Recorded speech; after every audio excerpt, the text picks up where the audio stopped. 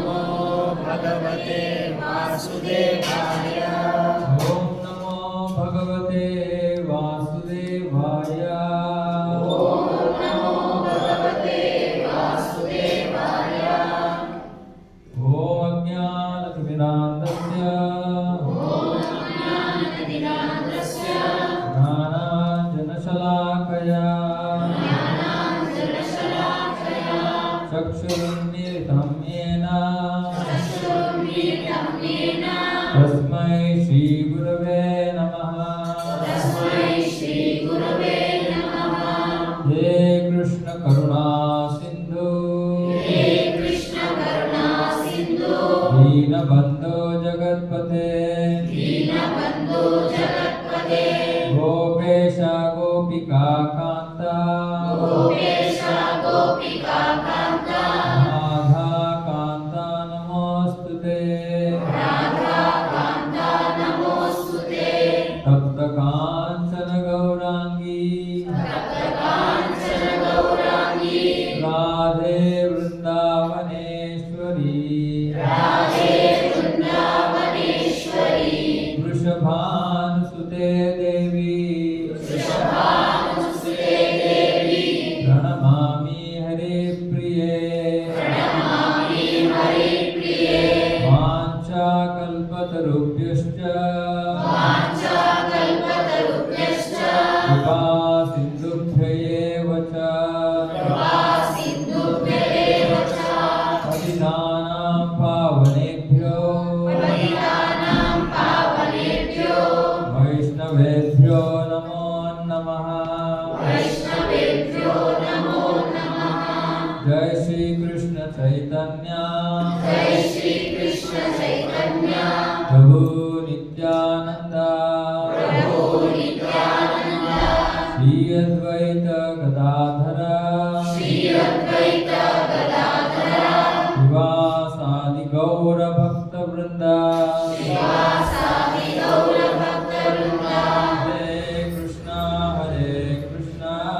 हरे कृष्णा कृष्ण कृष्ण हरे हरे हरे राम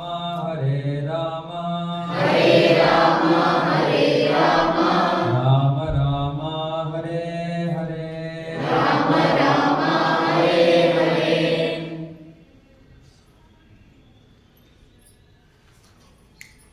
हरे कृष्ण।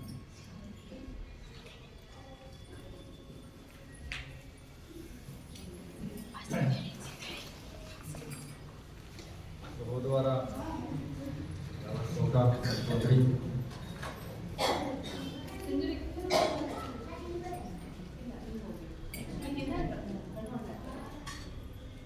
ಹೋದವಾರ ಯಾವ ಶ್ಲೋಕ?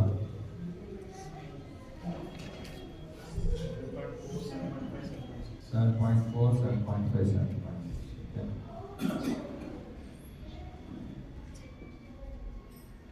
ಏನಾಗ್ತಾ ಇದೆ? They have that 5 bits of the mind it is just small cell. Okay. So we have 24 other 24 elements. 24 elements. Okay. So like Mahavishnu, Dasai, Vishnu, Dasai, Kasai, Vishnu, then Parashakti, spiritual matter, Aparashakti, material matter, then Antaranga, spiritual, Bahiranga, material, Tatastha, both Antaranga and Bahiranga. Okay. ಇಷ್ಟು ಕಲ್ತ್ಕೊಂಡು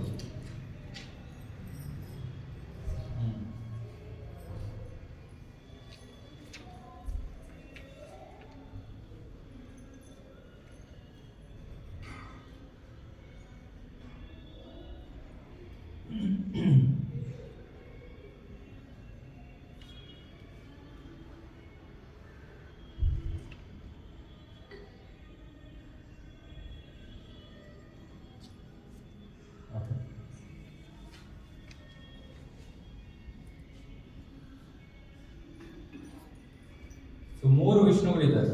ಯಾರ್ಯಾರು? ಕಾರಣೋದಕಶಾಯಿ ವಿಷ್ಣು, ಕ್ಷೀರೋದಕಶಾಯಿ ವಿಷ್ಣು, ಮತ್ತೆ ಗರ್ಭೋದಕಶಾಯಿ ವಿಷ್ಣು.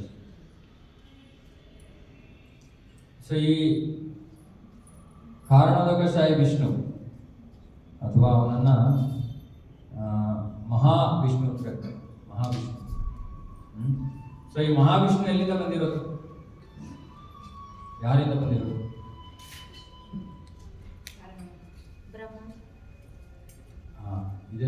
ಇದು ಕಲ್ತ್ಕೋಬೇಕು ಇವರು. Okay, ಇವಾಗ ನಾನು ಹೇಳ್ತೀನಿ, repeat ಮಾಡಿ.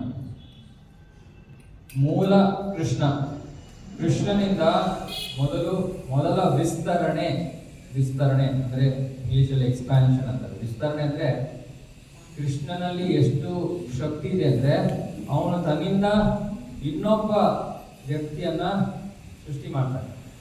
ಇದಕ್ಕೆ ವಿಸ್ತರಣೆ ಅಂತ ಹೇಳ್ತಾರೆ. ಹೇಗೆ ಸಾಧ್ಯ? ಇದರೆಲ್ಲ ಆಗಕ್ಕೆ ಸಾಧ್ಯನಾ? ಭೌತಿಕವಾಗಿ ಒಬ್ಬ ವ್ಯಕ್ತಿ ತನ್ನನ್ನು ತಾನು 7 ರೂಪಗಳಾಗಿ ವಿಭಜಿಸ್ಕೋಬಹುದು. ಯಾರಿಗೆ ಆ ಶಕ್ತಿ ಬಂದಿದೆಯೋ, ಇದಕ್ಕೆ ಅಷ್ಟಾಂಗ ಯೋಗ ಮಾಡಿ ಅದಕ್ಕೆ ಬೇಕಾಗಿರೋ ಶಕ್ತಿಗಳಿದೆ. ಆ ಶಕ್ತಿಗಳು ಬಂದ್ರೆ ಒಬ್ಬ ವ್ಯಕ್ತಿ, ಸಾಮಾನ್ಯ ವ್ಯಕ್ತಿ, ಮನುಷ್ಯ, ಅವನು ತನ್ನನ್ನು ತಾನು 7 ರೂಪಗಳಾಗಿ ಸೆಪರೇಟ್ ಮಾಡ್ಕೋಬಹುದು. ಅಂದ್ರೆ ಒಂದು ಕಾಲದಲ್ಲಿ ನೀವು ತಕ್ಷಣ ಪಿಕ್ಚರ್ ಅಲ್ಲಿ ತೋರಿಸ್ತಾರಲ್ಲ ಅಂತ 7 ಜನ ತಿರ್ಗಾ ಒಳಗಡೆ ಒಟ್ಟಿಗೆ. ಸೊ ಈ ರೀತಿ 7 ರೂಪಗಳನ್ನ ವಿಸ್ತರಿಸ್ಬೋದು ತನ್ನ ದೇಹದಿಂದ. ಒಬ್ಬ ಸಾಮಾನ್ಯ ಮನುಷ್ಯನೇ ಇದು ಮಾಡೋಕ್ಕಾಗ್ಬೋದಾಗಿರುವಾಗ ಭಗವಂತನಿಗೆ ಯಾಕಾಗೋದಿಲ್ಲ? ಸೊ ಭಗವಂತನಿಂದ ಅಗಣಿತ ರೂಪಗಳು ಹೊರಬರುತ್ತೆ. ಸೊ ಮೊಟ್ಟ ಮೊದಲನೆಯದು ಬಲರಾಮ. ಓಕೆ, ಕೃಷ್ಣನಿಂದ ಬಲರಾಮ.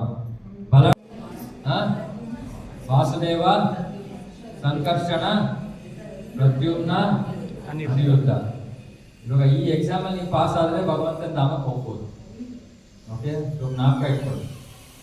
ಇಲ್ಲಾಂದ್ರೆ ಕೇಳಿದ್ರೆ ಯಾತಕಪ್ಪ ಇವೆಲ್ಲ ನಾವು ಸ್ಕೂಲ್ ಕಾಲೇಜಲ್ಲೇ ಓದಿಲ್ಲ, ಬಯಾಟ್ ಮಾಡಲಿಲ್ಲ, ಇವಾಗ ಯಾಕೆ ಮಾಡಿಸ್ತಾ ಇದ್ದೀರಾ? ಭಗವಂತ ಧಾಮಕ್ಕೆ ಹೋಗ್ಬೇಕಂದ್ರೆ ಮಾಡಿ, ಇಲ್ಲಾಂದ್ರೆ ಪರವಾಗಿಲ್ಲ. ಈ ಮೊದಲನೆಯ ಸಂಕರ್ಷಣನಿಂದ, ಮೊದಲ ಚತುರ್ವ್ಯೂಹದ ಸಂಕರ್ಷಣನಿಂದ ನಾರಾಯಣ ಬರ್ತಾನೆ. ಯಾರು ಬರ್ತಾರೆ? ನಾರಾಯಣ. ಈ ನಾರಾಯಣ ಎಲ್ಲಿರೋದು? ವೈಕುಂಠ. ಓಕೆ, ನಾರಾಯಣ ವೈಕುಂಠ. ನಾರಾಯಣನಿಂದ 2ನೇಯ ಚತುರ್ವ್ಯೂಹ ಬರುತ್ತೆ. ಚತುರ್ವ್ಯೂಹ ಅಂತಕ್ಕೆಲ್ಲ 4 ಜನ, ಅವರೇ 4 ಜನ. ಮೊದಲ 4 ಜನ ಇವರು ಇಬ್ರು ಬೇರೆ, ಆದ್ರೆ ಅದೇ ಹೆಸರುಗಳು: ವಾಸುದೇವ, ಸಂಕರ್ಷಣ, ಪ್ರದ್ಯುಮ್ನ, ಅನಿರುದ್ಧ. ಈ 2ನೇಯ ಸಂಕರ್ಷಣನಿಂದ ಮಹಾವಿಷ್ಣು ಬರೋದು. ಓಕೆನಾ? ಮಹಾವಿಷ್ಣು ಕಥೆ ಆಮೇಲೆ ಮುಂದುವರಿಸ್ತೀನಿ. ಇವಾಗ ಟೆಸ್ಟ್ ಕ್ವಿಜ್. ಕೃಷ್ಣನಿಂದ ಬಲರಾಮನಿಂದ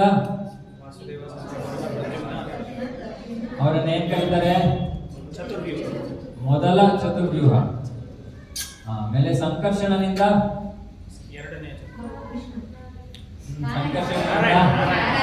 ನಾರಾಯಣ. ಈಗ ಇನ್ನೊಂದ್ಸತಿ ಟ್ರೈ ಮಾಡ್ಬೇಕಾದ್ರೆ ಗೋಲಕ್ಕೆ ಹೋಗಕ್ಕೆ ಯಾರು ತಪ್ಪು ಹೇಳಿದ್ರು. ನಾರಾಯಣನಿಂದ 2ನೇ ಚತುರ್ವ್ಯೂಹ. ಓಕೆ, ಕೃಷ್ಣ ಸ್ವಲ್ಪ ಗ್ರೇಸ್ ಮಾರ್ಕ್ಸ್ ಕೊಡ್ತಾನೆ. ಏನ್ ಗೊತ್ತಾ ಗ್ರೇಸ್ ಮಾರ್ಕ್ಸ್? ಅದು ನಾವು ಸಂಪೂರ್ಣವಾಗಿ ಪರಿಶುದ್ಧರಾಗಿಲ್ಲೇ ಇದ್ರೂ ಕೂಡ ಕೃಷ್ಣ ನಮ್ಗೆ ಅವಕಾಶ ಕೊಡ್ತಾನೆ, ಅದು ಗ್ರೇಸ್ ಮಾರ್ಕ್ಸ್. 2ನೇ ಸಂಕರ್ಷಣನಿಂದ ಮಹಾವಿಷ್ಣು. ಓಕೆ, 2ನೇ ಸಂಕರ್ಷಣದಿಂದ ಮಹಾವಿಷ್ಣು. ಈ ಮಹಾವಿಷ್ಣು ಅಂತ ಯಾಕೆ ಕರೀತಾರೆ ಅಂದ್ರೆ ಅವನ ರೂಪ ಬಹಳ ಬೃಹತ್ತಾದದ್ದು. ನಮ್ಮ ಭೀಮಾವ್ ಕೇಂದ್ರದಲ್ಲಿ ನಾವು ದೊಡ್ಡ ಮಹಾವಿಷ್ಣುವಿನ ಚಿತ್ರ ಇದೆ. ಎಲ್ಲರಿಗೂ ನಾವು ಕ್ಲಾಸ್ ಎಕ್ಸ್ಪ್ಲೇನ್ ಮಾಡ್ತೀವಿ, ತೋರಿಸ್ಬಿಡ್ತೀವಿ, ಅಲ್ಲಿ ನೋಡಿ ಅಂತ ಎಲ್ಲರೂ ಗೊತ್ತಾಗ್ತದೆ. ನಮ್ಮ ಹತ್ರ ಇಲ್ಲ ಅದಲ್ಲ. ಸೊ ಮಹಾವಿಷ್ಣು ಅಂದ್ರೆ ಬಹಳ ಬೃಹತ್ತಾದ ಶರೀರ. ಈ ಮಹಾವಿಷ್ಣು ಭೌತಿಕ ಜಗತ್ತು ಮತ್ತೆ ಆಧ್ಯಾತ್ಮಿಕ ಜಗತ್ತಿನ ನಡುವೆ ಒಂದು ಸಾಗರ ಇದೆ. ಅದಕ್ಕೆ ಕಾರಣ ಸಾಗರ ಅಂತ ಕರೀತಾರೆ. ಕಾರಣ ಸಾಗರ. ಆ ಕಾರಣ ಸಾಗರದಲ್ಲಿ ಈ ಮಹಾವಿಷ್ಣು ಯೋಗ ನಿದ್ರೆಯಲ್ಲಿ ಶಯನಿಸಿದ್ದಾನೆ. ಓಕೆ, ಯೋಗ ನಿದ್ರೆ ಅಂದ್ರೆ ಏನು? ನಾವು ಮಾಡೋದು ಎಂತ ನಿದ್ರೆ? ನಾವು ಮಾಡೋದು ತಮೋ ನಿದ್ರೆ. ತಮಸ್ಸಲ್ಲಿ ನಿದ್ದೆ ಮಾಡ್ತೀವಿ. ತಮಸ್ಸಲ್ಲಿ ನಾವು ನಿದ್ದೆ ಮಾಡ್ತೀವಿ ಅಂದ್ರೆ ನಮ್ಗೆ ಬಾಹ್ಯ ಪ್ರಜ್ಞೆ ಇರಲ್ಲ ಏನಾಗ್ತಾ ಇದೆ ಅಂತ. ಆದ್ರೆ ಭಗವಂತಂದು ಯೋಗ ನಿದ್ರೆ ಅಂದ್ರೆ ಅವನಿಗೆ ಎಲ್ಲದರ ಪ್ರಜ್ಞೆ ಇದೆ. ಭಗವಂತ ನಮ್ಮ ತರ ನಿದ್ದೆ ಮಾಡಲ್ಲ. ಆ ಯೋಗ ನಿದ್ರೆಯಲ್ಲಿ ಭಗವಂತ ಉಸಿರಾಡ್ತಾ ಇದ್ದಾನೆ. ಭಗವಂತ ಉಸಿರಾಡ್ತಾ ಇದ್ದಾನೆ, ಹೌದಲ್ವಾ? ಹೇಗೆ ಭಗವಂತ ಉಸಿರಾಡ್ತಾ ಇದ್ದಾನೆ? ನಾವು ಉಸಿರಾಡ್ತಾ ಇದ್ದೀವಿ ಅಂದ್ರೆ ಅದು ಎಲ್ಲಿಂದ ಬಂದಿರೋದು? ಭಗವಂತ ಉಸಿರಾಡ್ತಾನೆ, ಹಾಗಾಗಿ ನಾವು ಉಸಿರಾಡ್ತಾ ಇದ್ದೀವಿ. ನಾವು ಉಸಿರಾಡ್ತಾ ಇದ್ದೀವಿ ಅಂದ್ರೆ ಭಗವಂತನೂ ಉಸಿರಾಡ್ತಾನೆ. ಸೊ ಭಗವಂತ ಉಸಿರಾಡ್ತಾನೆ. ಅರೆ ಭಗವಂತನ ಉಸಿರಾಟ ನಮ್ಮ ಉಸಿರಾಟ ತರ ಅಲ್ಲ. ಭಗವಂತ ಒಂದ್ಸತಿ ಶ್ವಾಸವನ್ನು ಒಳಗೆ ತಗೊಂಡು ಹೊರಗಡೆ, ಅವನು ಶ್ವಾಸವನ್ನು ಹೊರಗಡೆ ಬಿಟ್ಟ ತಕ್ಷಣ ತನ್ನ ಚರ್ಮದ ರಂಧ್ರಗಳಿಂದ, skin pores of the skin, ಚರ್ಮದ ರಂಧ್ರಗಳಿಂದ ಅಗಣಿತ ಬ್ರಹ್ಮಾಂಡಗಳು ಪ್ರಕಟ ಆಗುತ್ತೆ. ಓಕೆ, ಹೀಗೆ ಸೃಷ್ಟಿ ಆಗ್ತದೆ. ಈ ಅಗಣಿತ ಬ್ರಹ್ಮಾಂಡಗಳಲ್ಲಿ ನಾವು ಒಂದು ಬ್ರಹ್ಮಾಂಡದಲ್ಲಿ ಇದ್ದೀವಿ. ಅಗಣಿತ ಬ್ರಹ್ಮಾಂಡಗಳು ಅಂದ್ರೆ ಅನ್ಲಿಮಿಟೆಡ್. ಇವಾಗ ನೋಡಿ ಅವನ ಸ್ಥಾನ ಎಷ್ಟು ಬೃಹತ್ ಆದದ್ದು. ಅವನಿಂದ ಎಲ್ಲಾ ಬ್ರಹ್ಮಾಂಡಗಳು ಹೊರಗಡೆ ಬರ್ತವೆ. ಎಷ್ಟು ಸಮಯ ತನಕ ಬ್ರಹ್ಮಾಂಡ ಅಸ್ತಿತ್ವದಲ್ಲಿರುತ್ತೆ? ಅವನ ಉಸಿರನ್ನ ಒಳಗೆ ತಗೊಳ್ಳೋ ತನಕ ಅಷ್ಟೇ. ಎಷ್ಟು ಉದ್ದಾಯಿಸೋ ಉಸಿರಿರ್ಬೇಕು ಅಂತ, ದೀರ್ಘವಾದದ್ದು. ನಾವು ಕರೆಕ್ಟಾಗಿ ಯೋಗ ಕ್ಲಾಸಲ್ಲಿ ಕೂತಿದ್ದೀವಿ, ಹಾಗೆ ಮಾಡಿಸ್ತಾ ಇದ್ದೀವಿ ಅಂತ. ವಿಷ್ಣು ಒಂದ್ಸತಿ ಅಂದ್ರೆ ನಾವು ಅಲ್ಲೇ ಹೊಟ್ಟೋಗಿದ್ದೀವಿ ಅಷ್ಟೇ. ಕೋಟ್ಯಾಂತರ ವರ್ಷ ಹೊರಗಡೆ ಬರೋದಿಲ್ಲ. ಆಮೇಲೆ ತಿರ್ಗಾ ಅಂತ ಉಸಿರು ಬಿಡ್ತಾನೆ, ಆಮೇಲೆ ತಿರ್ಗಾ ಹೊರಗಡೆ ಬರ್ತೀವಿ. ಆಮೇಲೆ ತಿರ್ಗಾ ಇನ್ನೊಂದು ಸ್ವಲ್ಪ ಹೊತ್ತಾದ್ಮೇಲೆ ತಿರ್ಗಾ ಉಸಿರು ತಗೋತಾನೆ, ತಿರ್ಗಾ ಅವನೊಳಗೆ ಹೊಟ್ಟೋಗ್ತೀವಿ ನಾವು. ಸೊ ಪ್ರತಿಯೊಂದು ಜೀವಿಯು ಕೂಡ ಮಹಾವಿಷ್ಣುವಿನ ಶರೀರದಲ್ಲಿ ನಾವು ಇರ್ತೀವಿ. ಅವನು ಉಸಿರನ್ನು ಹೊರಗೆ ಹಾಕಿದಾಗ ಬ್ರಹ್ಮಾಂಡಗಳು ಸೃಷ್ಟಿಯಾಗಬೇಕಾದ ಸಮಯದಲ್ಲಿ ನಾವು ಅವನ ಶರೀರದಿಂದ ಹೊರಗಡೆ ಬರ್ತೀವಿ. ಮತ್ತೆ ನಾವು ಯಾವುದೋ ಬ್ರಹ್ಮಾಂಡದಲ್ಲಿ ಇರಬೇಕು, ಆ ಬ್ರಹ್ಮಾಂಡದಲ್ಲಿ ನಮ್ಮನ್ನ ಕಳಿಸಲಾಗುತ್ತೆ.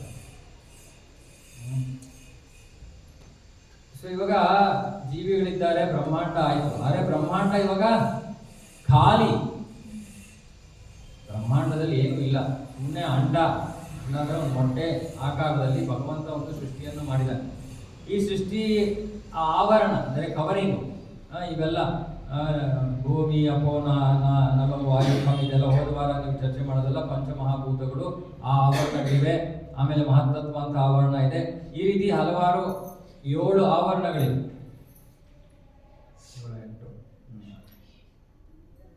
ಆದರೆ ಒಳಗಡೆ ಏನೂ ಇಲ್ಲ, ಖಾಲಿ. ಸೊ ಅವಾಗ ಮಹಾವಿಷ್ಣು ಏನ್ ಮಾಡ್ತಾನೆ ಅಂದ್ರೆ ತನ್ನನ್ನ ತಾನು ಇವಾಗ ವಿಸ್ತರಿಸ್ಕೋತಾನೆ. ತನ್ನ ಶರೀರದಿಂದ ಬ್ರಹ್ಮಾಂಡಗಳು ಬಂದು ಪ್ರತಿಯೊಂದು ಬ್ರಹ್ಮಾಂಡದೊಳಗೂ ಕೂಡ ಇವಾಗ ಆ ಮಹಾವಿಷ್ಣು ಪ್ರವೇಶ ಮಾಡ್ತಾನೆ. ಆ ಮಹಾವಿಷ್ಣು ಯಾರು ಪ್ರವೇಶ ಮಾಡ್ತಾರೋ ಪ್ರತಿಯೊಂದು ಬ್ರಹ್ಮಾಂಡದೊಳಗೆ ಅವನನ್ನ ಗರ್ಭೋದಕ ಶಾಯಿ ವಿಷ್ಣು ಅಂತ ಕರೀತಾರೆ. ಸರಳವಾದ ಅರ್ಥ ಗರ್ಭ ಉದಕ ಶಾಯಿ.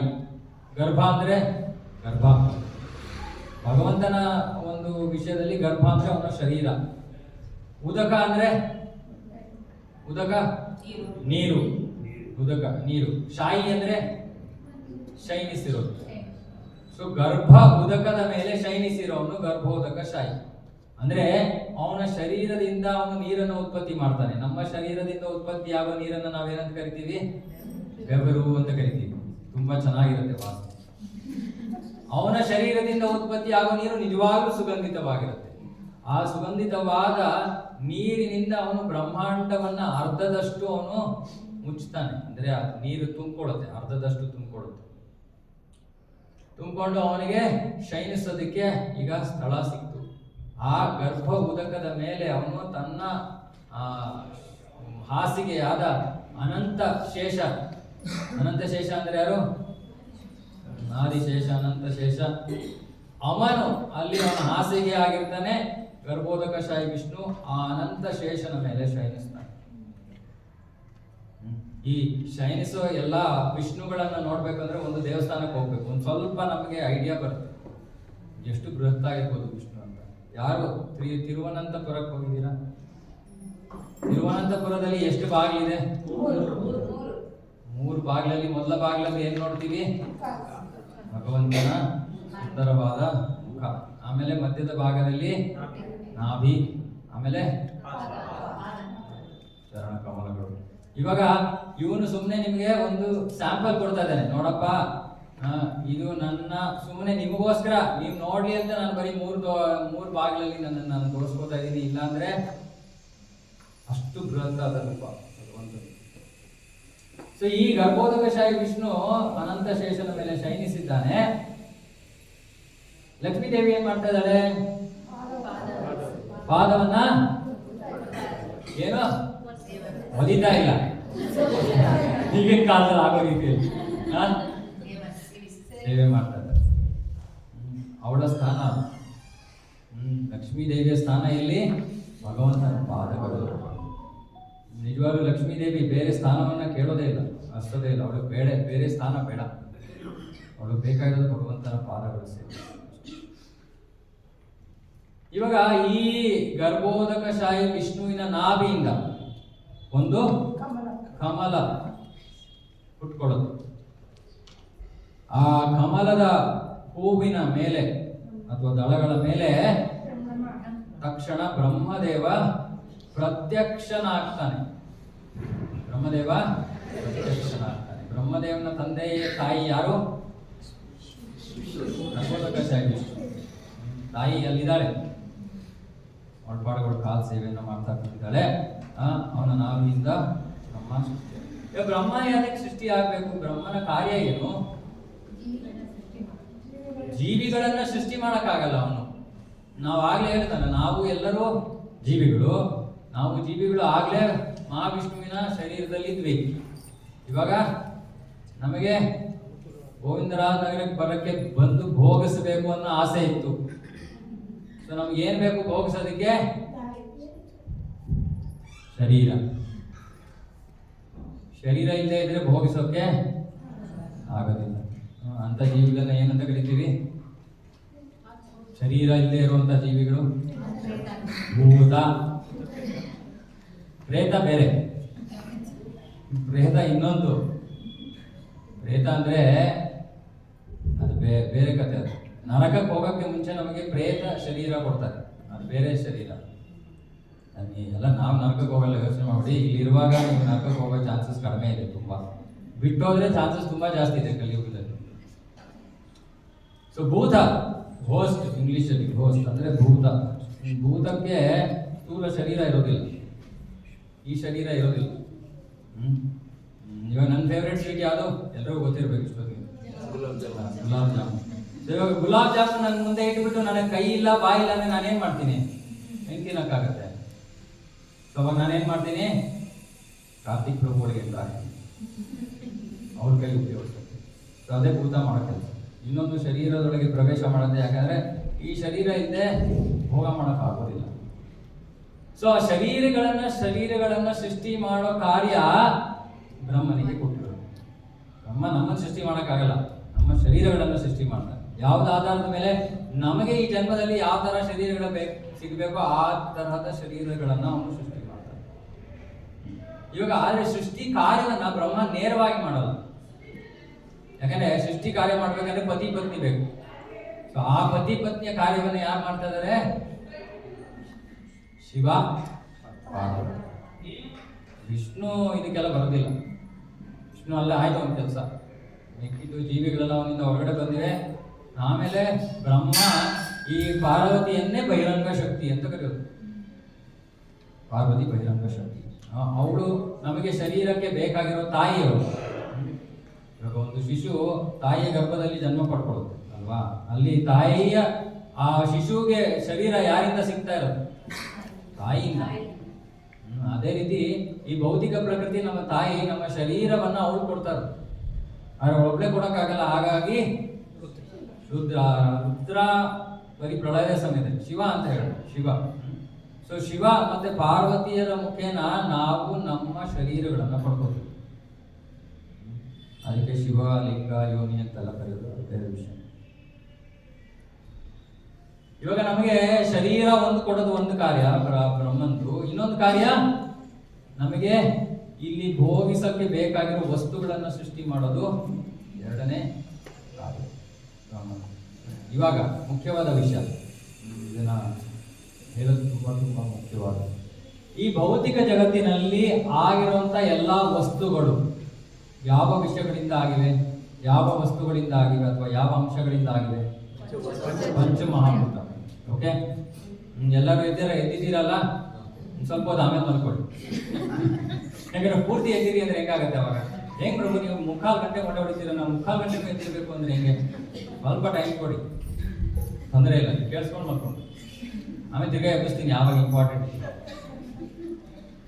ಪೂರ್ತಿ ಕ್ಲಾಸ್ ಇಂಪಾರ್ಟೆಂಟು. ಆದ್ರೂ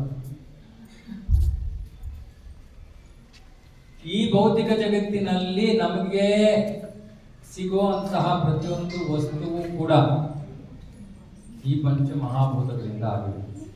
ಓಕೆ, ಈ ಚೇರ್ ಯಾವ್ದ್ರಿಂದ ಆಗಿರೋದು? ಹೇಳ್ಬೇಕು, ಇಲ್ಲ ನಿದ್ದೆ ಮಾಡ್ತಾ ಇದ್ದೀರಾ ಅಂತ. ಈ ಚೇರ್ ಯಾವ್ದ್ರಿಂದ ಆಗಿರೋದು? ಈ ಮೈಕ್ ಯಾವ್ದ್ರಿಂದ ಆಗಿರೋದು? ಓಕೆ, ಇವಾಗ ಇದು ನೋಡ್ಕೊಳ್ಳಿ. ಇವಾಗ ನಮ್ಗೆ ಗಮನಿಸಿ, ನಾವು ಅಷ್ಟೊಂದು ಆಕರ್ಷಿತರಾಗೋ ಸೀರೆ ಯಾವ್ದ್ರಿಂದ ಆಗಿರೋದು? ಓಕೆ, ನಾವು ಅಷ್ಟೊಂದು ಆಸಕ್ತರಾಗೋ ಮೊಬೈಲ್ ಫೋನ್ ಯಾವ್ದ್ರಿಂದ ಆಗಿರೋದು? ನೋಡಿ, ಈ ಭೌತಿಕ ಜಗತ್ತಿನಲ್ಲಿ ಎಲ್ಲಾ ವಸ್ತುಗಳು ಕೂಡ ಅದೇ ಪಂಚ ಮಹಾಭೂತಗಳಿಂದ ಆಗಿರೋದು. ಅರ್ಥ ಮಾಡ್ಕೋಬೇಕಿದೆ, ಬಹಳ ಮುಖ್ಯವಾದ ವಿಷಯ. ಈ ಚೇರಿಂದ ಎಷ್ಟು ಜನ ಆಕರ್ಷಿತರಾಗಿದ್ದೀರಾ? ಏನು ಯಾವ್ದು ನೀಲ್ಕಮಲ್ ಚೇರ್ ಹಿಡ್ಕೊಂಡ್ಬಿಟ್ಟು ಆಕರ್ಷಿತರಾಗಿದ್ದೀರಾ ಅಂತ ಕೇಳ್ತೀರಾ? ಓಕೆ, ಅದೇ ಈ ಮೊಬೈಲ್ ಫೋನ್ ಇಂದ ಇವಾಗ ನೋಡಿ, ಇವಾಗ ಇದು ಭಗವಂತನ ಅದ್ಭುತವಾದ ಸೃಷ್ಟಿ. ಎಲ್ಲಾ ವಸ್ತುಗಳಲ್ಲಿ ಇರೋ ಮೂಲ ಅಂಶಗಳು ಅವೇ 5 ಅಂಶಗಳೇ ಎಲ್ಲದರಲ್ಲೂ ಇರೋದು. ಆದ್ರೆ ಕೆಲವು ವಸ್ತುಗಳಿಂದ ನಾವು ಆಕರ್ಷಿತರಾಗ್ತೀವಿ, ಇನ್ನು ಕೆಲವು ವಸ್ತುಗಳಿಂದ ನಾವು ಆಕರ್ಷಿತರಾಗೋದಿಲ್ಲ. ಶಾಸ್ತ್ರದಲ್ಲಿ ಹೇಳ್ತಾರೆ, ಈ ಭೌತಿಕ ಜಗತ್ತು ನಡಿಬೇಕು ಅಂದ್ರೆ ಅದರಲ್ಲಿ ಎಲ್ಲಕ್ಕಿಂತ ಒಂದು ಮೂಲ ಆಕರ್ಷಣೆ ಇದೆ. ಅದು ಪುರುಷ ಮತ್ತು ಸ್ತ್ರೀಯರ ನಡುವಿನ ಆಕರ್ಷಣೆ. ಇಲ್ಲಾಂದ್ರೆ ಈ ಜಗತ್ತು ಇರ್ತಾನೆ ಇರಲಿಲ್ಲ. ಓಕೆ, ಇವಾಗ ಈ ವಿಶೇಷವಾಗಿ ಬೇರೆ ಬೇರೆ ಆಚಾರ್ಯರು ಇದ್ರ ಬಗ್ಗೆ ನಮಗೆ ಮಾಹಿತಿಯನ್ನು ಕೊಡ್ತಾರೆ. ಮೊಬೈಲ್ ಫೋನ್ ದಯವಿಟ್ಟು ಆಫ್ ಮಾಡಬೇಕಪ್ಪ, ಕ್ಲಾಸ್ ಮಧ್ಯೆ ಡಿಸ್ಟರ್ಬ್ ಆಗುತ್ತೆ. ಸೊ ಈ ಒಂದು ಆಕರ್ಷಣೆ ದಯವಿಟ್ಟು ಅದು ಅರ್ಥ ಮಾಡ್ಕೊಬಿಡಿ. ಈ ಆಕರ್ಷಣೆ ನಮ್ಮ ಮನಸ್ಸಿನಲ್ಲಿರೋದು. ಯಾಕಂದ್ರೆ ಎಲ್ಲಾ ವಸ್ತುಗಳಾಗಿರೋದು ಅದೇ ಅಂಶಗಳಿಂದ.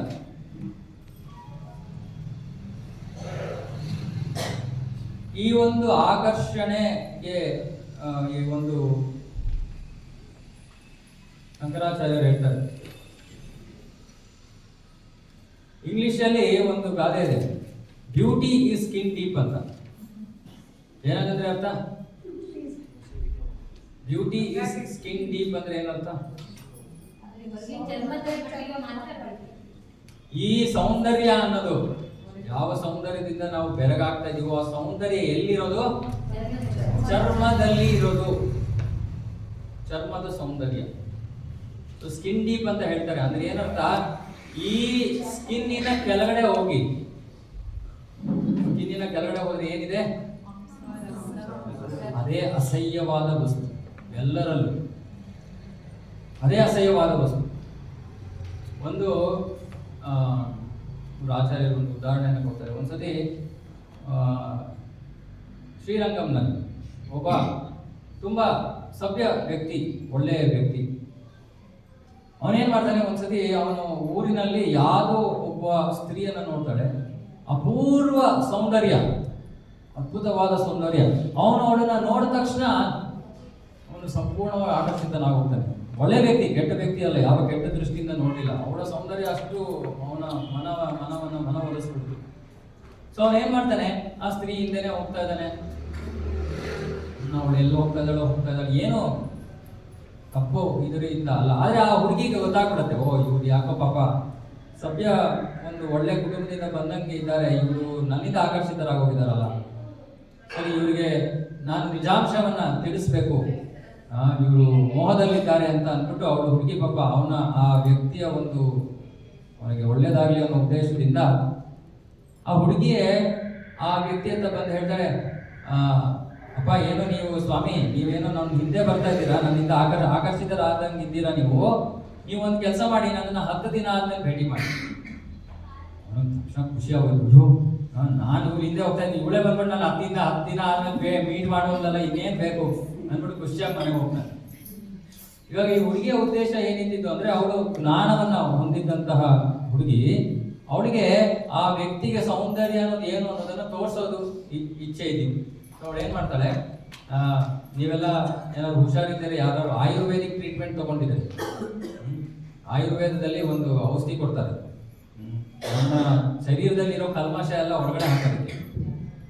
ಅವಾಗ ಏನಾಗುತ್ತೆ, ಕೆಳಗಡೆಯಿಂದ ಮೇಲ್ಗಡೆಯಿಂದ ಒಳಗಿರೋದೆಲ್ಲ ಹೊರಗಡೆ ಬರುತ್ತೆ, ಬೇಡದೇ ಇರೋದೆಲ್ಲ. ಸೊ ಇವಳೇನ್ ಮಾಡ್ತಾಳೆ, ಅವಶ್ಯಕತೆಗಿಂತ ಹೆಚ್ಚು ತಗೊಳ್ತಾಳೆ.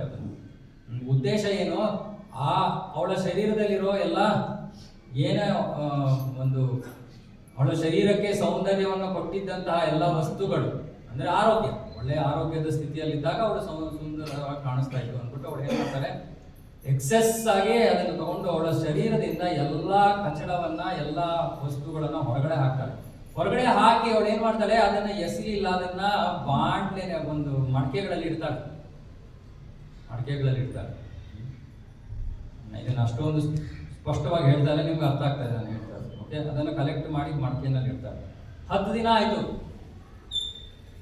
ಸೊ ಆ ವ್ಯಕ್ತಿ ಅವರ ಮನೆಗೆ ಬರ್ತಾನೆ, ಸ್ತ್ರೀಯ ಮನೆಗೆ, ಎಲ್ಲಿಗೆ ಅವಳು ಬರಕ್ಕೆ ಹೇಳಿದ್ದು ಅಲ್ಲಿಗೆ ಬರ್ತಾನೆ. ಬಂದ್ಬಿಟ್ಟು ಬಾಗಲ್ ತಟ್ತಾನೆ. ಬಾಗಲ್ ತಟ್ಟ ತಕ್ಷಣ ಯಾರು ಬಾಗಲ್ ತೆಗಿತಾರೆ.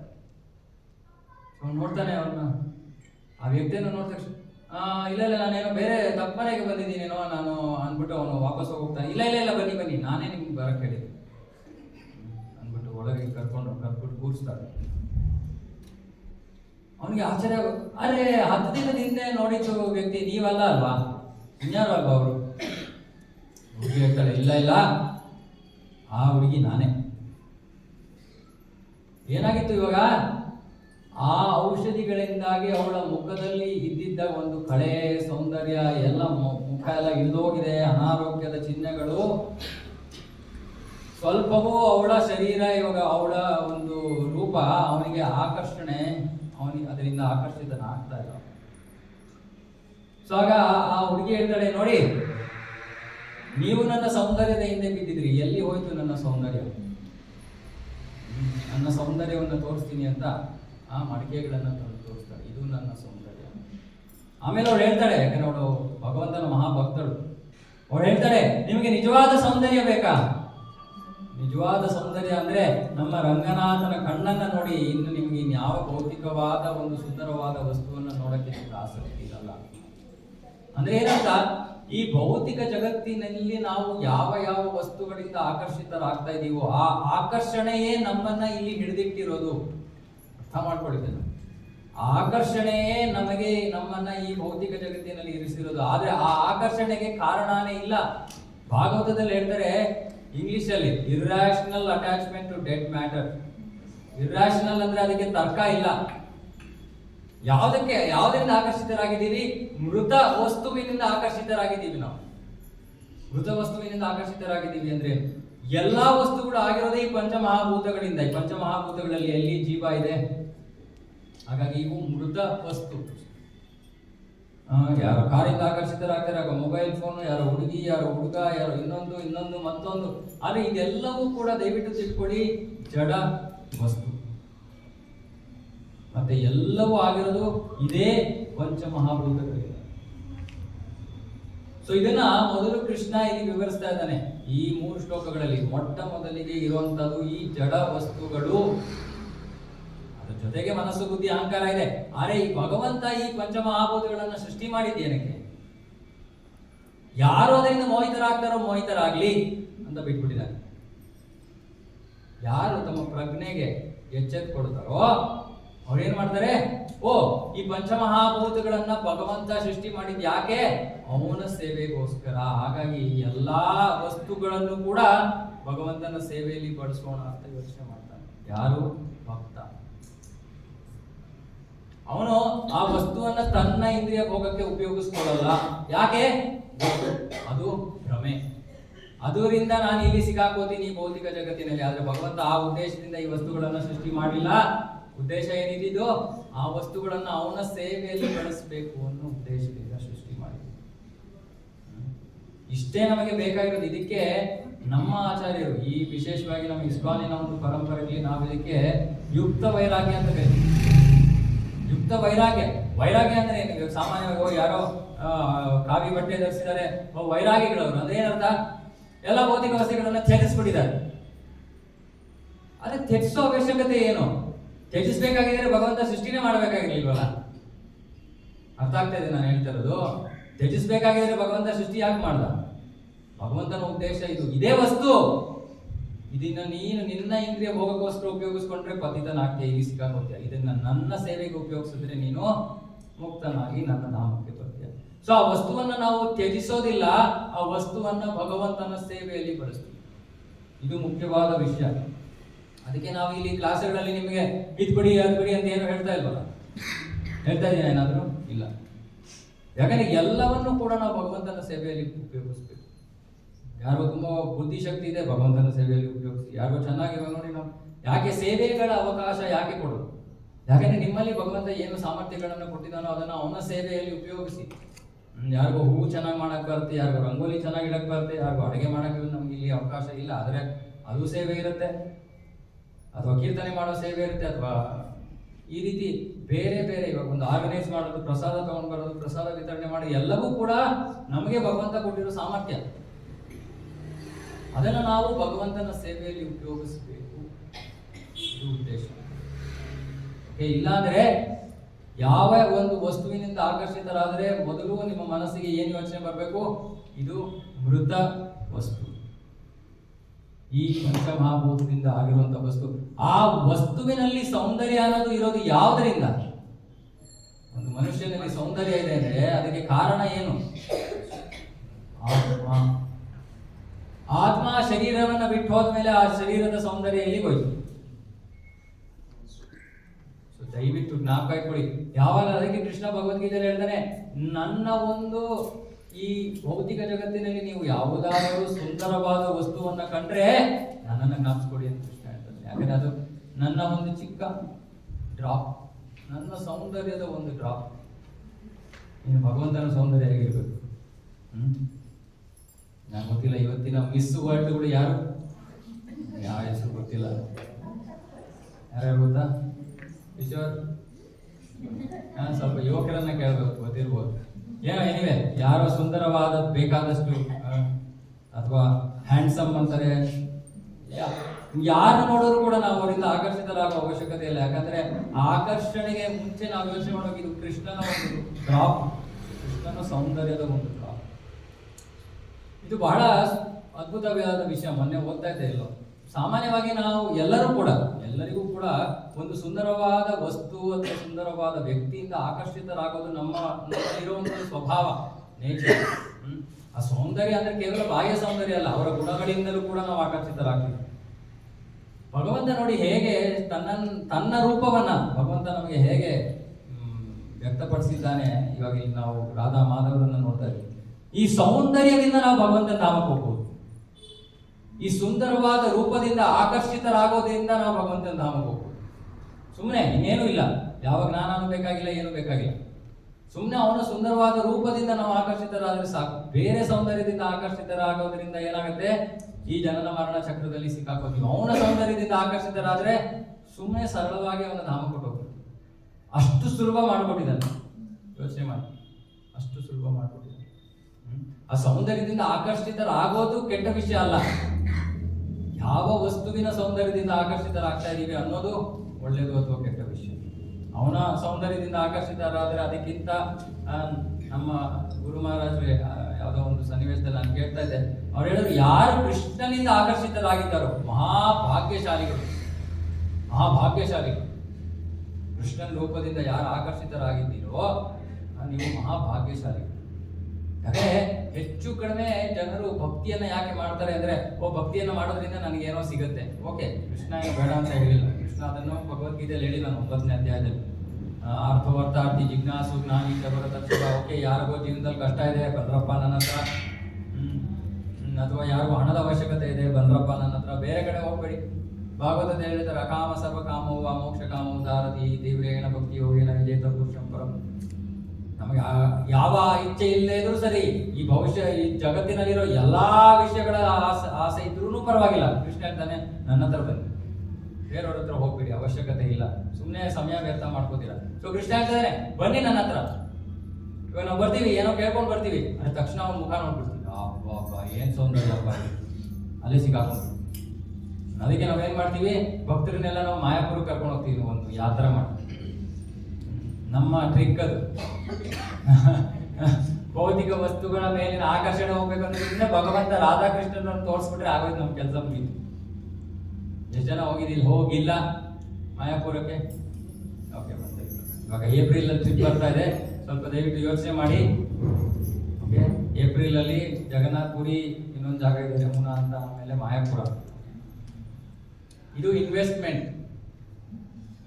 ಓಕೆ, ಇನ್ವೆಸ್ಟ್ಮೆಂಟ್ ಇದು, ಟ್ರಿಪ್ ಅಲ್ಲ. ನನ್ನ ಜೀವನದ ಅನುಭವ. ನಾನು ಮೊದಲನೇ ಸತಿ ನನಗೆ ಇವೆಲ್ಲ ಏನು ಗೊತ್ತಿರಲಿಲ್ಲ, ಇನ್ನೂ ಜಸ್ಟ್ ಸುಮ್ಮನೆ ಇಸ್ಕೊಂಡು ಬಂದಿದೆ. ಅವರ ಯಾರೋ ಹಿಂಗೆ ಟೆಂಪಲ್ ಅಲ್ಲಿ ದೇವಸ್ಥಾನ ಹೇಳಿದ್ರು, ಓಕೆ ನಾವು ಯಾತ್ರೆಗೆ ಹೋಗ್ತಾ ಇದೀವಿ ಅಂತ. ಸರಿ ಅಂತ ಹೋದೆ. ನೀ ಏನಂತೆ, ಎಲ್ಲೋ ಹೋಗ್ತಾ ಇರ್ತೀವಿ, ಸರಿ ಇಲ್ಲಿಗೂ ಹೋಗಿ ಬರೋಣ ಒಂದ್ಸತಿ ಅಂತ. ನನಗೇನು ಇಷ್ಟೊಂದು ತತ್ವಗಿತ್ವ ಏನು ಗೊತ್ತಿರಲಿಲ್ಲ ಅವಾಗ. ಸರಿ ಹೋದೆ, ಅಪ್ಪ ರಾಧಾ ಮಾಧವ್ನ ನೋಡಾದ್ಮೇಲೆ ಆಗೋಯ್ತು, ಬರ್ಬೇಕಾ ವಾಪಸ್ಸು, ನಾನು ಇಲ್ಲೇ ಇಟ್ಬಿಡ್ತೀನಿ ಅನ್ನೋ ಅಷ್ಟು ಸುಂದರವಾದ ಅವನ ಸೌಂದರ್ಯ ಈ ಪಂಚಮಹಾಭೂತಗಳಿಂದ ಆಗಿಲ್ಲ. ಅವನ ಆಧ್ಯಾತ್ಮಿಕ ಶರೀರ, ಸಚ್ಚಿದಾನಂದ ಶರೀರ. ಆದ್ರೆ ಆಕರ್ಷಣೆ ಬಗ್ಗೆ ನಾನು ಹೇಳ್ತಾ ಇರೋದು, ಈ ಮೃತವಾಗಿರುವಂತಹ ಪಂಚಮಹಾಭೂತಗಳಿಂದ ಆಗಿರೋ ವಸ್ತುಗಳಿಂದ ಆಕರ್ಷಿತರಾಗಬೇಡಿ, ಅದರಿಂದ ಏನು ಪ್ರಯೋಜನ ಇಲ್ಲ. ಬಂಧನ, ಮೋಹ. ಓಕೆ, ಸೊ ಹಾಗಾಗಿ ಕೃಷ್ಣ ಮೊದಲು ಈ ಪಂಚಮಹಾಭೂತಗಳ ಬಗ್ಗೆ ವರ್ಣನೆ ಮಾಡ್ತಾರೆ. ಇವಾಗ 5ನೇ ಶ್ಲೋಕದಲ್ಲಿ ನೀವು ಹೋದ್ವಾರ ಈ 3 ಶ್ಲೋಕ ಓದಿದ್ರಿ, ಆದ್ರೆ ನನ್ನ ಒಂದು ನಾನೇನ್ ತಿಳ್ಕೊಂಡಿದ್ದೀನಿ ಶ್ಲೋಕಗಳಿಂದ ನಾನು ಅದನ್ನ ಹೇಳ್ತಾ ಇದ್ದೀನಿ. 5ನೇ ಶ್ಲೋಕದಲ್ಲಿ ಹೇಳ್ತಾ ಇದ್ದಾನೆ, ಅಪರೇಯಮಿತಸ್ಮನ್ಯ ಪ್ರಕೃತಿ ಮಿತಿ ಮೇ ಪರಾಂ ಜೀವಭೂತ ಮಹಾಬಾಹು ಯಯೇದಂ ಧಾರ್ಯತೆ ಜಗತ್. ಈ ಧಾರ್ಯತೆ ಅನ್ನೋದು ಬಹಳ ಮುಖ್ಯವಾದ ಪದ ಇದು.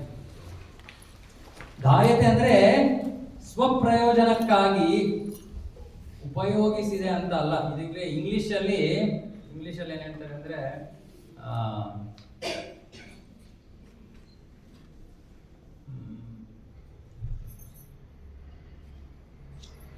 ದುರುಪಯೋಗ. ಓಕೆ, ದುರುಪಯೋಗ. ಸೊ ಈ ಧಾರ್ಯತೆ ಅಂದ್ರೆ ಏನರ್ಥ, ಭಗವಂತ ಈ ಪಂಚಮಹಾಭೂತಗಳನ್ನ ಯಾವುದೋ ಒಂದು ಉದ್ದೇಶದಿಂದ ಸೃಷ್ಟಿ ಮಾಡಿದಾನೆ, ಅದರ ಸದುಪಯೋಗ ಪಡಿಸ್ಕೊಳ್ಳೋ ಬದಲು ನಾವೇನ್ ಮಾಡ್ತಾ ಇದೀವಿ, ದುರುಪಯೋಗ ಪಡಿಸ್ಕೊಳ್ತಾ ಇದೀವಿ. ಅಷ್ಟು ನಮಗೆ ಭಗವಂತ ಶಕ್ತಿಯನ್ನು ಕೊಟ್ಟಿದ್ದಾನೆ. ನಾವು ಆತ್ಮಗಳು ಭಗವಂತನ ತಟಸ್ಥ ಶಕ್ತಿ. ತಟಸ್ಥ ಶಕ್ತಿ ಅಂದ್ರೆ ಏನು, ಭೌತಿಕ ಶಕ್ತಿಯ ಸಂಪರ್ಕದಲ್ಲಾದ್ರೂ ಇರ್ಬೋದು ನಾವು, ಇಲ್ಲ ಮನಸ್ಸು ಮಾಡಿದ್ರೆ ಆಧ್ಯಾತ್ಮಿಕ ಶಕ್ತಿಯ ಸಂಪರ್ಕಕ್ಕೆ ಹೋಗಬಹುದು. ಇದಕ್ಕೆ ತಟಸ್ಥ ಅಂತಾರೆ. ತಟಸ್ಥ ಅಂದ್ರೆ ಬಾರ್ಡರ್ ಇದೆ. ಈ ಕಡೆ ಭೌತಿಕ ಶಕ್ತಿ ಇದೆ, ಈ ಕಡೆ ಆಧ್ಯಾತ್ಮಿಕ ಶಕ್ತಿ ಇದೆ, ಮಧ್ಯದಲ್ಲಿ ನಿಂತಿದ್ದೀವಿ ನಾವು. ಈ ಕಡೆ ಬೇಕಾದ್ರೆ ಬರ್ಬೋದು, ಆ ಕಡೆ ಬೇಕಾದ್ರೆ ಬರ್ಬೋದು. ಇವಾಗ ಸಾಮಾನ್ಯ ಭಾರತದಲ್ಲಿ ನಮ್ದು ಎಲ್ಲ ಒಂದು ಸ್ವಲ್ಪ 50-50 ಅಲ್ವಾ. ಯಾವುದೂ 100% ತಗೊಳ್ಳಲ್ಲ. ಪ್ರಭು ಇದು ಮಾಡಬೇಕು, ಅದು ಮಾಡಬೇಕು, ಇನ್ನೊಂದು ಮಾಡಬೇಕು. ಸೊ ಅದಕ್ಕೆ ನಾವೇನ್ ಮಾಡ್ತೀವಿ, ಒಂದು ಕಾಲು ಭೌತಿಕ ಶಕ್ತಿಯಲ್ಲಿ ಇರ್ತೀವಿ, ಇನ್ನೊಂದು ಕಾಲು ಆಧ್ಯಾತ್ಮಿಕ ಶಕ್ತಿಯಲ್ಲಿ ಇರ್ತೀವಿ. ಆಮೇಲೆ ನೋಡ್ತೀವಿ, ಬೋಟ್ ಅಲ್ಲಾಡ್ತಾ ಇದೆಯಾ, ಸರಿಯಾಗಿ ಹೋಗ್ತಾ ಇದೆಯಾ, ಒಂದು ಸ್ವಲ್ಪ ನೋಡೋಣ, ಒಂದು ಸ್ವಲ್ಪ ಸಮಯ ಪ್ರಭು, ಸುಮ್ಮನೆ ಅರ್ಜೆಂಟ್ ಮಾಡಬೇಡಿ, ನೀವು ನಿಧಾನಕ್ಕೆ ನಮ್ಮ ಜೊತೆ ಇಲ್ಲಿ ನಾವು ಬರ್ತಾ ಇದ್ದೀವಿ, ನಿಧಾನಕ್ಕೆ. ಪ್ರಭುಪಾದರಿದ್ದಾಗ ಭಕ್ತರು ಹಿಂಗೆ ಸುಮ್ಮನೆ ಬರ್ತಾ ಇದ್ರು ದೇವಸ್ಥಾನದ ಒಳಗಡೆ. ಪ್ರಭುಪಾದರು ನೋಡೋರು, ನೆಕ್ಸ್ಟ್ ಅಲ್ಲಿಂದ ಎಕ್ಸಿಟ್ ಇನ್ನೊಂದು ಕಡೆ, ಎಲ್ಲಿ ಅವರು ಡ್ರೆಸ್ ಎಲ್ಲ ಚೇಂಜ್ ಮಾಡಿ, ಹೆಂಗಸರು ಸೀರೆ ಉಟ್ಕೊಂಡು ಬರ್ತಾರೆ, ಗಂಡಸರು ತಲೆ ಒರೆಸ್ಕೊಂಡು ಧೋತಿ ಕುರ್ತ ಹಾಕೊಂಡು ಬರ್ತಾರೆ, ಅಷ್ಟೇ. ಇನ್ನೇನಿಲ್ಲ, ಪ್ರಭು ವೆಯ್ಟ್ ಮಾಡಿ ನಾಳೆ ಬರ್ತೀವಿ, ಇನ್ನೊಂದು ವರ್ಷ ಆದ್ಮೇಲೆ ಬರ್ತೀವಿ, ಏನಿಲ್ಲ. ಅದು ಪ್ರಭುಪಾದರ ಉಪಸ್ಥಿತಿ, ಅವರ ಶಕ್ತಿ, ಅವರ ಆಧ್ಯಾತ್ಮಿಕ ಶಕ್ತಿ. ಚೈತನ್ಯ ಮಹಾಪ್ರಭುಗಳು ಏನ್ ಮಾಡ್ತಾ ಇದ್ರು, ಚೈತನ್ಯ ಮಹಾಪ್ರಭುಗಳು ದಕ್ಷಿಣ ಭಾರತಾದ್ಯಂತ ಪ್ರವಾಸ ಮಾಡಿದ್ದಾರೆ, ಎಲ್ಲರಿಗೂ ಕೃಪೆ ಕೊಡೋಕ್ಕೋಸ್ಕರ. ಚೈತನ್ಯ ಮಹಾಪ್ರಭು ಯಾರು, ಸ್ವಯಂ ಕೃಷ್ಣ. ಸೊ ಅವರು ಕೃಪೆನ ಹೇಗೆ ಕೊಡ್ತಾ ಇದ್ರು ಗೊತ್ತಾ, ಸುಮ್ಮನೆ ಒಂದು ಹಳ್ಳಿಗೆ ಹೋಗೋರು, ಒಂದು ಹಳ್ಳಿಗೆ ಹೋಗಿ ಇದು ಚೈತನ್ಯ ಮಹಾಪ್ರಭುಗಳ ಸೌಂದರ್ಯ ಅಂದ್ರೆ ಅದು ಕೃಷ್ಣ ಪ್ಲಸ್ ರಾಧಾರಾಣಿ ಇಬ್ಬರ ಸೌಂದರ್ಯ ಒಟ್ಟಿಗೆ ಸೇರಿರೋದು. ಯೋಚನೆ ಮಾಡೋದಕ್ಕೂ ಆಗಲ್ಲ ನಮಗೆ ಅಂತಹ ಸೌಂದರ್ಯ. ಸೊ ಅವರನ್ನು ನೋಡೇ ಅವರು ತುಂಬಾ ಎತ್ತರದ ಒಂದು ರೂಪ, ಹೊಳಿತಾ ಇರೋ ಚಿನ್ನ, ಕರಗಿರೋ ಚಿನ್ನದ ಬಣ್ಣ. ಶಾಸ್ತ್ರದಲ್ಲಿ ಹೇಳ್ತಾರೆ, ಅವರನ್ನ ಸುಮ್ಮನೆ ನೋಡೋದ್ರಿಂದಾನೇ ಜನರು ಹಂಗೆ ನಿಜವಾಗ್ಲೂ ಮೂರ್ಛಿತರಾಗೋಗ್ತಾ ಇದ್ರು. ಸುಮ್ಮನೆ ಆವಾಗ ಚೈತನ್ಯ ಮಹಾಪ್ರಭುಗಳು ಏನ್ ಮಾಡ್ತಾ ಇದ್ರು, ಅವರಿಗೆ ಸುಮ್ಮನೆ ತಮ್ಮ ಹೃದಯದಲ್ಲಿರೋ ಆ ಪ್ರೇಮವನ್ನ ಅವರು ತಮ್ಮ ಆ ವ್ಯಕ್ತಿಗೆ ಕೊಟ್ಬಿಡು ಅಷ್ಟೇ. ಒಂದು ಹಳ್ಳಿಯಲ್ಲಿ ಅಥವಾ ಒಂದು ಊರಿನಲ್ಲಿ ಒಬ್ಬ ವ್ಯಕ್ತಿ ಚೈತನ್ಯ ಮಹಾಪ್ರಭುಗಳ ಭಕ್ತನಾದ. ಅದರ ಜೊತೆಗೆ ಆ ಪೂರ್ತಿ ಹಳ್ಳಿಯನ್ನ ಭಕ್ತರನ್ನಾಗಿ ಮಾಡುವಷ್ಟು ಶಕ್ತಿಯನ್ನು ಕೊಟ್ಟು ಕಳಿಸ್ಬಿಟ್ರು ಅವರು ಚೈತನ್ಯ ಮಹಾಪ್ರಭು. ಸುಮ್ಮನೆ ಒಂದ್ಸತಿ ನೋಡಿ, ಒಂದೇ ಸತಿ ಚೈತನ್ಯ ಮಹಾಪ್ರಭುಗಳನ್ನು ನೋಡಿ ಒಬ್ಬ ಭಕ್ತ ಆದ, ಅವನಿಂದ ಪೂರ್ತಿ ಹಳ್ಳಿ ಭಕ್ತಿ ಆಯ್ತು, ಭಕ್ತರಾದ್ರು. ಈ ರೀತಿ ಸಂಪೂರ್ಣ ದಕ್ಷಿಣ ಭಾರತದಲ್ಲಿ ಕೇವಲ ಭಕ್ತರೇ ಇದ್ರಂತೆ, ಕೇವಲ ಭಕ್ತರು. ನೋಡಿ ನಾವು ಎಷ್ಟು ಚೆನ್ನಾಗಿ ಬಿದ್ದಿದ್ದೀವಿ ಇವಾಗ. ಅದಿನ್ನೂ ಆಗಿ 500 ವರ್ಷ ಕೂಡ ಆಗಿಲ್ಲ. ಚೈತನ್ಯ ಮಹಾಪ್ರಭು ಬಂದು ಹೋಗಿ 500 ವರ್ಷ ಕೂಡ ಆಗಿಲ್ಲ. ಭಗವಂತನ ಶಕ್ತಿಯನ್ನೇ ಮೀರಿ ನಾವು ಈ ಪಾಶ್ಚಾತ್ಯರ ಕೈನಲ್ಲಿ ಸಿಕ್ಕಾಕೊಂಡು ಹೆಂಗ್ ಬಿದ್ದಿದ್ದೀವಿ ನೋಡಿ ಕೆಲವರು. ಇದು ನಮ್ಮ ಪತಿತ ಸ್ಥಿತಿ. ಆದ್ರೆ ಸ್ವಯಂ ಭಗವಾನ್, ಯಾಕೆ ನಾನು ಇದನ್ನ ಹೇಳ್ತಾ ಇದ್ದೀನಿ, ಅವರ ಸುಮ್ಮನೆ ಒಂದು ದರ್ಶನದಿಂದ ಜನರು ಭಕ್ತರಾಗ್ತಾ ಇದ್ರು. ಚೈತನ್ಯ ಪ್ರಭುಪಾದದ್ದು ಅದೇ ಒಂದು ಶಕ್ತಿ, ಚೈತನ್ಯ ಮಹಾಪ್ರಭುವಿಂದ ಸಶಕ್ತರಾಗಿದ್ರಿಂದ ಜನರು ಬರ್ತಾ ಇದ್ರು. ಒಂದೇ ಸತಿ ಸ್ವೀಕಾರ ಡೈರೆಕ್ಟ್ ಆಗಿ ಅಷ್ಟೇ, ಇನ್ನೇನು ಇಲ್ಲ. ಯಾಕೆ ಆ ಒಂದು ಅವರಲ್ಲಿ ವಿಶ್ವಾಸ ಬರೋದು, ಹೌದು ಈ ಆಧ್ಯಾತ್ಮಿಕ ಶಕ್ತಿಯಲ್ಲಿ ನಾವು ಸಂಪೂರ್ಣವಾಗಿ 2 ಕಾಲನ್ನು ಇಡೋಣ. ಬರೀ ಬ್ರಹ್ಮಚಾರಿಗಳಲ್ಲ, ಹುಡುಗರು ಹುಡುಗಿಯರು ಆ ಸಮಯದಲ್ಲಿ ಎಲ್ಲ 15, 18, 19, 20, 21 ಎಲ್ಲಾ ವಯಸ್ಸಿನ ಯುವತಿಯರು ಹೆಚ್ಚಾಗಿ ಪ್ರಭುಪಾದರ ಹತ್ರ ಬಂದಿದ್ದು. ಅವಾಗ ಪ್ರಭುಪಾದ ಏನ್ ಮಾಡಿದ್ರು, ಈ ಪಾಶ್ಚಾತ್ಯರ ಒಂದು ಸಂಸ್ಕೃತಿಯಲ್ಲಿ ಎಲ್ಲ ಅನೈತಿಕ ಲೈಂಗಿಕತೆ ಇವೆಲ್ಲ ಇದೆ. ಸೊ ಪ್ರಭುಪಾದ ಹೇಳಿದ್ರು, ಇಲ್ಲ ನನ್ನ ಸಂಸ್ಥೆಯಲ್ಲಿ ಬಂದ್ರೆ ನೀವು ಇಲ್ಲ ಬ್ರಹ್ಮಚಾರಿಗಳಾಗಿರ್ಬೇಕು, ಇಲ್ಲಾಂದ್ರೆ ವಿವಾಹಿತರಾಗಿರ್ಬೇಕು. ಓಕೆ, ಯಾರು ವಿವಾಹ, ಯಾರೋ ಹುಡುಗ ಇದ್ದಾರೆ, ಒಬ್ಳು ಹುಡುಗಿದಾಳೆ, ಸರಿ ನೀವಿಬ್ರು ಮದುವೆ ಆಗಿ ಅಷ್ಟೇ. ಮದುವೆ ಮಾಡ್ಬಿಟ್ಟು ಆಮೇಲೆ ನೀವು ಹೋಗಿ ಜಪಾನ್ ಹೋಗಿ, ನೀವು ಇಂಗ್ಲೆಂಡ್ ಹೋಗಿ, ನೀವು ಇನ್ನೊಂದು ದೇಶಕ್ಕೆ ಹೋಗಿ. ಯಾರು ಇವಾಗ ತಾನೇ ಮದುವೆ ಆಗ್ಯಾರ ಹುಡುಗ ಹುಡುಗಿ, ಅವ್ರ ಜೋಬ್ನಲ್ಲಿ 1 ಪೈಸಾ ಇಲ್ಲ, ಭೌತಿಕ ಜೀವನ ಏನು ಅಂತ ಗೊತ್ತಿಲ್ಲ. ಇದು ಶರಣಾಗತಿ. ಅರೆ ನಾವೇನ್ ಮಾಡ್ತೀವಿ, ಇಲ್ಲೊಂದು ಅಲ್ಲೊಂದು ಹಂಗೆ ಹೋಗ್ತಾ ಇರುತ್ತೆ ಕೋರ್ಟು. ಹೋಗ್ಲಿಯಪ್ಪ ಹೋಗ್ಲಿ, ಒಂದು 50 ವರ್ಷಕ್ಕಾದ್ರೂ ವಾನಪ್ರಸ್ಥವನ್ನಾದ್ರೂ ಪ್ರವೇಶ ಮಾಡಿ 2 ಕಾಲನ್ನು ಒಂದ್ ಕಡೆ ಇಡಿ ಅಂದ್ರೆ ನಮ್ಮ ಭಾರತದಲ್ಲಿ ನಾವು ಅದನ್ನು ಹಿಂದೆ ಮುಂದೆ ನೋಡ್ತೀವಿ. ಸೊ ಇಲ್ಲಿ ಹೇಳ್ತಾ ಇರೋದು, ನಾವು ಈ ವಸ್ತುಗಳನ್ನ ನಾವು ಸರಿಯಾಗಿ ತಟಸ್ಥ ಶಕ್ತಿಗಳಾಗಿ ನಾವು ವಸ್ತುಗಳನ್ನ ಸರಿಯಾಗಿ ಭಗವಂತನ ಸೇವೆಯಲ್ಲಿ ಬಳಸಬೇಕು. ಅದಕ್ಕೋಸ್ಕರ ಭಗವಂತ ಇದನ್ನು ಸೃಷ್ಟಿ ಮಾಡಿದ್ವಿ. ಅರೆ ನಾವೇನು ಮಾಡ್ತಾ ಇದೀವಿ, ನಾವು ಅದರ ಶೋಷಣೆ ಮಾಡ್ತಾ ಇದೀವಿ, ದುರುಪಯೋಗ ಪಡಿಸ್ಕೊಳ್ತಾ ಇದೀವಿ. ಯಾದಕ್ಕೋಸ್ಕರ? ನಮ್ಮ ಸ್ವಾರ್ಥಕ್ಕೋಸ್ಕರ, ನಮ್ಮ ಇಂದ್ರಿಯ ಭೋಗಕ್ಕೋಸ್ಕರ. ನಮಗೂ ಆ ವಸ್ತುವನ್ನು ನಾವು ಭಗವಂತನ ಸೇವೆಯಲ್ಲಿ ಯಾವ ರೀತಿಯಲ್ಲಿ ಉಪಯೋಗಿಸ್ತಾರೆ.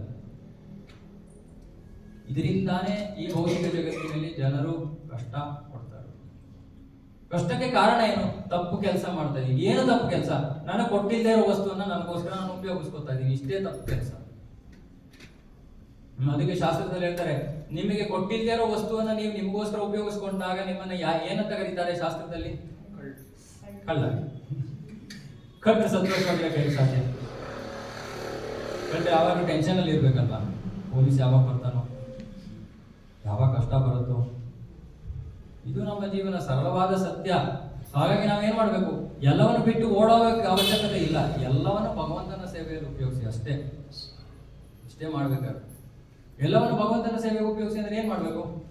ಊಟ ಏನ್ ಮಾಡ್ಬೇಕು? ಊಟನ ಒಂದನ್ನು ಅರ್ಪಣೆ ಮಾಡಿಯಪ್ಪ, ನಿಮ್ಗೆ ಏನೇನ್ ಬೇಕೋ ತಿನ್ನಿ, ಯಾರು ಬೇಡ ಅಂದ್ರು. ಇದು ಭಕ್ತಿ. ಆರಂಭದಲ್ಲಿ ನಮಗೋಸ್ಕರನೇ ಮಾಡ್ಕೋತೀವಿ, ಏನು ತೊಂದರೆ ಇಲ್ಲ. ಕೃಷ್ಣ ಹೇಳ್ತಾನೆ, ನಿನಗಿಷ್ಟ ಅಲ್ವಾ ಗುಲಾಬ್ ಜಾಮೂನ್ ತಿನ್ನು. ನೀವು ಅನ್ಕೊಂಡಿರ್ಬೇಕು, ಏನು ಆಸಾದ ಮೇಲೆ ಕೂತ್ಕೊಂಡು ಮಾತಾಡ್ತಾ ಇದಾರೆ, ಗುಲಾಬ್ ಜಾಮೂನ್ ಮೇಲೆ ಎಷ್ಟು ಇವರಿಗೆ ಆಸೆ ಅಂತ ಯೋಚನೆ ಮಾಡ್ತೀವಿ. ಅಷ್ಟೊಂದು ಆಸೆ ಇಲ್ಲ. ಸುಮ್ಮನೆ ನಿಮ್ಗೆಲ್ಲ ಒಂದು ಸ್ವಲ್ಪ, ಇಲ್ಲಾಂದ್ರೆ ಮಲಗಿರೋರು ಹೆಂಗೆ ಎಪ್ಸೋದು ನಾವು? ಎಲ್ಲಾ ವಸ್ತುವು ಕೂಡ ಭಗವಂತನ ಸಂತೃಪ್ತಿಗೋಸ್ಕರ ಬಳಸಬೇಕು. ಹಾಗಾಗಿ ಈ ಶಕ್ತಿಯನ್ನು ನಮಗೆ ಕೊಡಲಾಗಿದೆ. ಈ ವಸ್ತುಗಳನ್ನ ಯಾವ ರೀತಿ ಉಪಯೋಗಿಸಬೇಕು ಅನ್ನೋ ಒಂದು ನಿರ್ಧಾರ ನಾವು ಮಾಡಬೇಕು. ಹಾಗಾಗಿ ನಮ್ಮನ್ನ ತಟಸ್ಥ ಶಕ್ತಿ ಅಂತ ಕರೀತಾರೆ. ಮತ್ತೆ 7.6ರಲ್ಲಿ ಹೇಳ್ತಾ ಇದ್ದಾನೆ ಕೃಷ್ಣ, ಈ ಭೌತಿಕ ಜಗತ್ತಿನಲ್ಲಿ ಈ 2 ವಸ್ತುಗಳನ್ನ ಬಿಟ್ರೆ ಇನ್ನೇನು ಇಲ್ಲ. ಯಾವ 2 ವಸ್ತು? ಆಧ್ಯಾತ್ಮಿಕ ವಸ್ತು, ಭೌತಿಕ ವಸ್ತು. ಭೌತಿಕವಾದದ್ದು ಮೃತವಾಗಿದೆ, ಆಧ್ಯಾತ್ಮಿಕ ವಸ್ತು ಚೇತನವಾಗಿದೆ. ಈ ಆಧ್ಯಾತ್ಮಿಕ ವಸ್ತು ಭೌತಿಕ ವಸ್ತುವನ್ನ ಉಪಯೋಗಿಸ್ಬೋದು, ಅದರ ಸದುಪಯೋಗ ಆದರೂ ಮಾಡ್ಕೋಬಹುದು, ದುರುಪಯೋಗ ಆದರೂ ಮಾಡ್ಕೋಬಹುದು. ಇದು 3 ಶ್ಲೋಕಗಳಲ್ಲಿ ಕೃಷ್ಣ ಈ ಭೌತಿಕ ಜಗತ್ತಿನ ಸೃಷ್ಟಿಯ ಉದ್ದೇಶ ಏನು ಅನ್ನೋದನ್ನ ಬಹಳ ಸರಳವಾಗಿ ಹೇಳ್ತಿದ್ದಾನೆ. ಗೊತ್ತಾಯ್ತಾ? ಈ ಭೌತಿಕ ಸೃಷ್ಟಿಯ ಉದ್ದೇಶ ಏನು? ಅದನ್ನ ನಮಗೋಸ್ಕರ ಉಪಯೋಗಿಸ್ಕೊಳ್ಳೋದು. ಅಷ್ಟೇ ಸೀರಿಯಸ್ ಆಗಿ ಹೇಳ್ತೀನಿ, ನೋಡೋಣ ಎಷ್ಟು ಜನ ಎಚ್ಚರವಾಗಿದ್ದಾರೆ. ಭಗವಂತನ ಸಂತೃಪ್ತಿಗೋಸ್ಕರ ಉಪಯೋಗಿಸ್ಕೊಳ್ಳೋದು ಸರಳವಾದ ವಿಷಯ. ಇವಾಗ ಒಂದು ಭಗವಂತ ಹೂವನ್ನು ಸೃಷ್ಟಿ ಮಾಡಿದ್ದಾನೆ. ಎಷ್ಟು ಸುಂದರವಾದ ವಸ್ತು, ನಾವ್ಯಾರು ಮಾಡೋಕ್ಕಾಗತ್ತ? ಯಾವ ಸೈಂಟಿಸ್ಟು ಮಾಡೋಕ್ಕಾಗಲ್ಲ. ಆ ಸುಂದರವಾದ ವಸ್ತುವನ್ನು ನಾವು ಮೊದಲು ನಮ್ಮ ಕುದ್ದಿಗೆ ಹಾಕಬಾರ್ದು. ನಮ್ಮ ದಕ್ಷಿಣ ಭಾರತದಲ್ಲಿ ಇದೊಂದು ಕೆಟ್ಟ ರೂಢಿ. ಅಂಗಡಿಗೆ ಹೋಗ್ತಾರೆ, ಹೂ ತಗೋತಾರೆ, ಡೈರೆಕ್ಟಾಗಿ ಮುಟ್ಕೊಂಡು ಬಿಡ್ತಾರೆ. ನಿಮ್ಗೋಸ್ಕರ ಮಾಡಿಲ್ಲಪ್ಪ, ಅದನ್ನ ಅವನಿಗೋಸ್ಕರ ಮಾಡಿರೋದು. ಆಯ್ತು, ಇಷ್ಟ ಆಯ್ತಾ, ಮನೆಗೆ ತೊಗೊಂಡು ಬಂದು ದೇವ್ರಿಗೆ ಅರ್ಪಣೆ ಮಾಡಿ ಆಮೇಲೆ ಕೊಡಿ, ಯಾರು ಬೇಡ. ಇದು ನಮ್ಮ ಸಂಸ್ಕೃತಿ. ಎಲ್ಲವೂ ಪ್ರಸಾದವಾಗಿರ್ಬೇಕು, ಎಲ್ಲವೂ ಪ್ರಸಾದ, ವಸ್ತ್ರವೂ ಪ್ರಸಾದ. ನಮ್ಮ ಪರಂಪರೆಯಲ್ಲಿ ಹೊಸ ಬಟ್ಟೆಯನ್ನು ತಂದಾಗ ಮೊದಲು ಭಗವಂತನಿಗೆ ಅರ್ಪಣೆ ಮಾಡ್ತಾರೆ. ನಿನ್ನ ಪ್ರಸಾದವಾಗಿ ನಾ ಇದನ್ನು ಸ್ವೀಕಾರ ಮಾಡಿ. ಇಷ್ಟೇ ಜೀವನ, ಏನು ಕಠಿಣ ಅಲ್ಲ. ಮಾಡ್ತಾ ಇರೋ ಕೆಲಸಗಳೇ, ಪ್ರಜ್ಞೆ ಮಾತ್ರ ಬದಲಾವಣೆ. ಅದಕ್ಕೆ ಇವತ್ತಿನ ಶ್ಲೋಕ ಇನ್ನು ನಾನು ಶುರು ಮಾಡಿಲ್ಲ, ಆದರೆ 7ನೇ ಅಧ್ಯಾಯ 7ನೇ ಶ್ಲೋಕ ಕೃಷ್ಣ ಹೇಳ್ತಿದ್ದಾನೆ, ಮತ್ತ ಪರತರಂ ನಾಣ್ಯತ್ ಕಿಂಚಿದಸ್ತಿ ಧನಂಜಯ. ಮತ್ತ ಪರತರಂ ನಾಣ್ಯತ್, ಕೃಷ್ಣ ಹೇಳ್ತಿದ್ದಾನೆ, ನನ್ನನ್ನ ಬಿಟ್ಟು ಬೇರೆ ಏನೂ ಇಲ್ಲ. ಈ ಭೌತಿಕ ಜಗತ್ತಿನಲ್ಲಾಗ್ಲಿ ಆಧ್ಯಾತ್ಮಿಕ ಜಗತ್ತಿನಲ್ಲಾಗ್ಲಿ ಕೃಷ್ಣನ ಬಿಟ್ಟರೆ ಬೇರೆ ಯಾವ ಸತ್ಯವೂ ಇಲ್ಲ. ಅದಕ್ಕೆ ಅವನನ್ನ ಪರಮ ಸತ್ಯ ಅಂತ ಕರೀತಾರೆ. ಪರಮ ಸತ್ಯ ಅಂದ್ರೆ ಎಲ್ಲಕ್ಕಿಂತ ಶ್ರೇಷ್ಠವಾದ ಸತ್ಯ, ಅದನ್ನ ಮಿಗಿಲಾದ ಸತ್ಯ ಇನ್ನೂ ಇಲ್ಲ.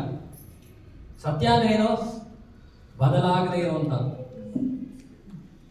ಸೊ ಕೃಷ್ಣ ಹೇಳ್ತಾನೆ, ಮತ್ತ ಪರತರಂ ನಾಣ್ಯ ಕಿಂಚಿದಸ್ತಿ ಧನಂಜಯ ಮಯಿ ಸರ್ವಮಿದಂ ಪ್ರೋಕ್ತಂ ಸ್ತುತೆ ಮಣಿಗಣಾಯ.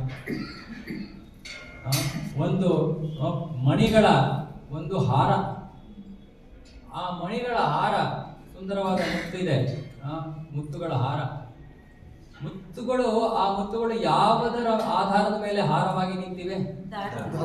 ಆದ್ರೆ ಆ ದಾರ ಕಾಣುತ್ತಾ? ಎಷ್ಟು ಸುಂದರವಾಗಿ, ಒಂದು ಚೂರು ಕ್ಯಾಪ್ ಇಲ್ಲದೆ ಇರೋ ರೀತಿಯಲ್ಲಿ ಸುಂದರವಾದ ಮಣಿಗಳಿಂದ ಹಾರ ಆಗಿದೆ. ನೋಡಿದಾಗ ನಮಗೆ ಕಾಣೋದು ಮಣಿ ಮಾತ್ರ, ಆದ್ರೆ ಆ ದಾರ ಇಲ್ಲದೆ ಮಣಿಗಳ ಸೌಂದರ್ಯ. ಕೃಷ್ಣ ಹೇಳ್ತಾನೆ, ಈ ಭೌತಿಕ ಜಗತ್ತಿನ ನಿಮಗೆ ಕಣ್ಣಿಗೆ ಏನ್ ಕಂಡ್ರು ಕೂಡ ಅದ್ರ ಹಿನ್ನೆಲೆಯಲ್ಲಿ ಯಾರಿರೋದು?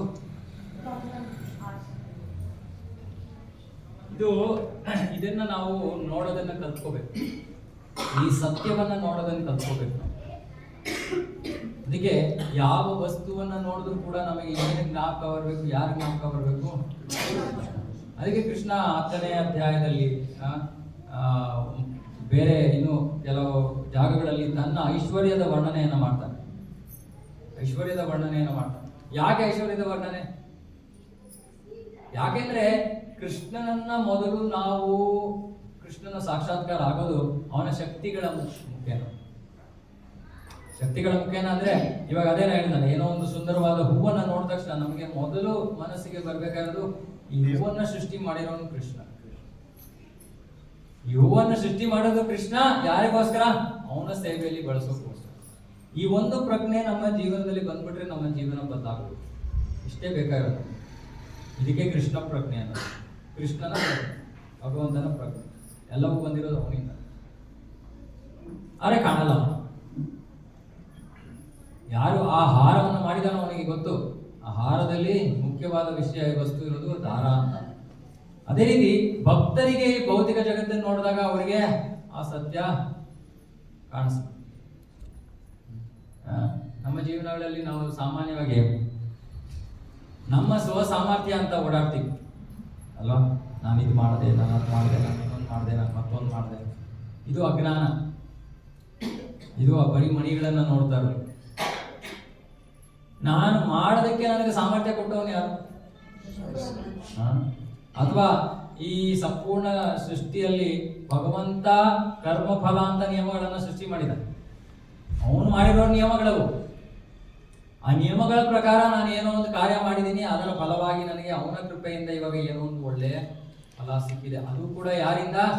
ಅವನಿಂದ. ಅದಕ್ಕೆ ವೇದಗಳಲ್ಲಿ ಹೇಳ್ತಾರೆ, ತೇನ ವಿನಾ ತೃಣಮಪಿ ನ ಚಲತಿ. ಅದೇನರ್ಥ? ಅವನಿಲ್ಲದೆ ಒಂದು ಹುಲ್ಲು ಗಡ್ಡಿ ಕೂಡ ಅಲ್ಲಾಡಕ್ಕಾಗಲ್ಲ. ಇವಾಗ ನೋಡಿ, ಇವಾಗ ಸೃಷ್ಟಿ ಆಗಿದೆ ಹೆಂಗೆ? ಮಹಾವಿಷ್ಣುವಿನಿಂದ. ಅವನು ಉಸಿರಾಡದೇ ಇದ್ದೀರ ನಾವು ಇಲ್ಲಿಂದ ಬರ್ತಾ ಇದ್ವಿ. ನಾವೆಲ್ಲ ಜೀವಿಸ್ತಾ ಇರೋದು ಅವನ ಉಸಿರಾಟದ ಒಳಗೆ.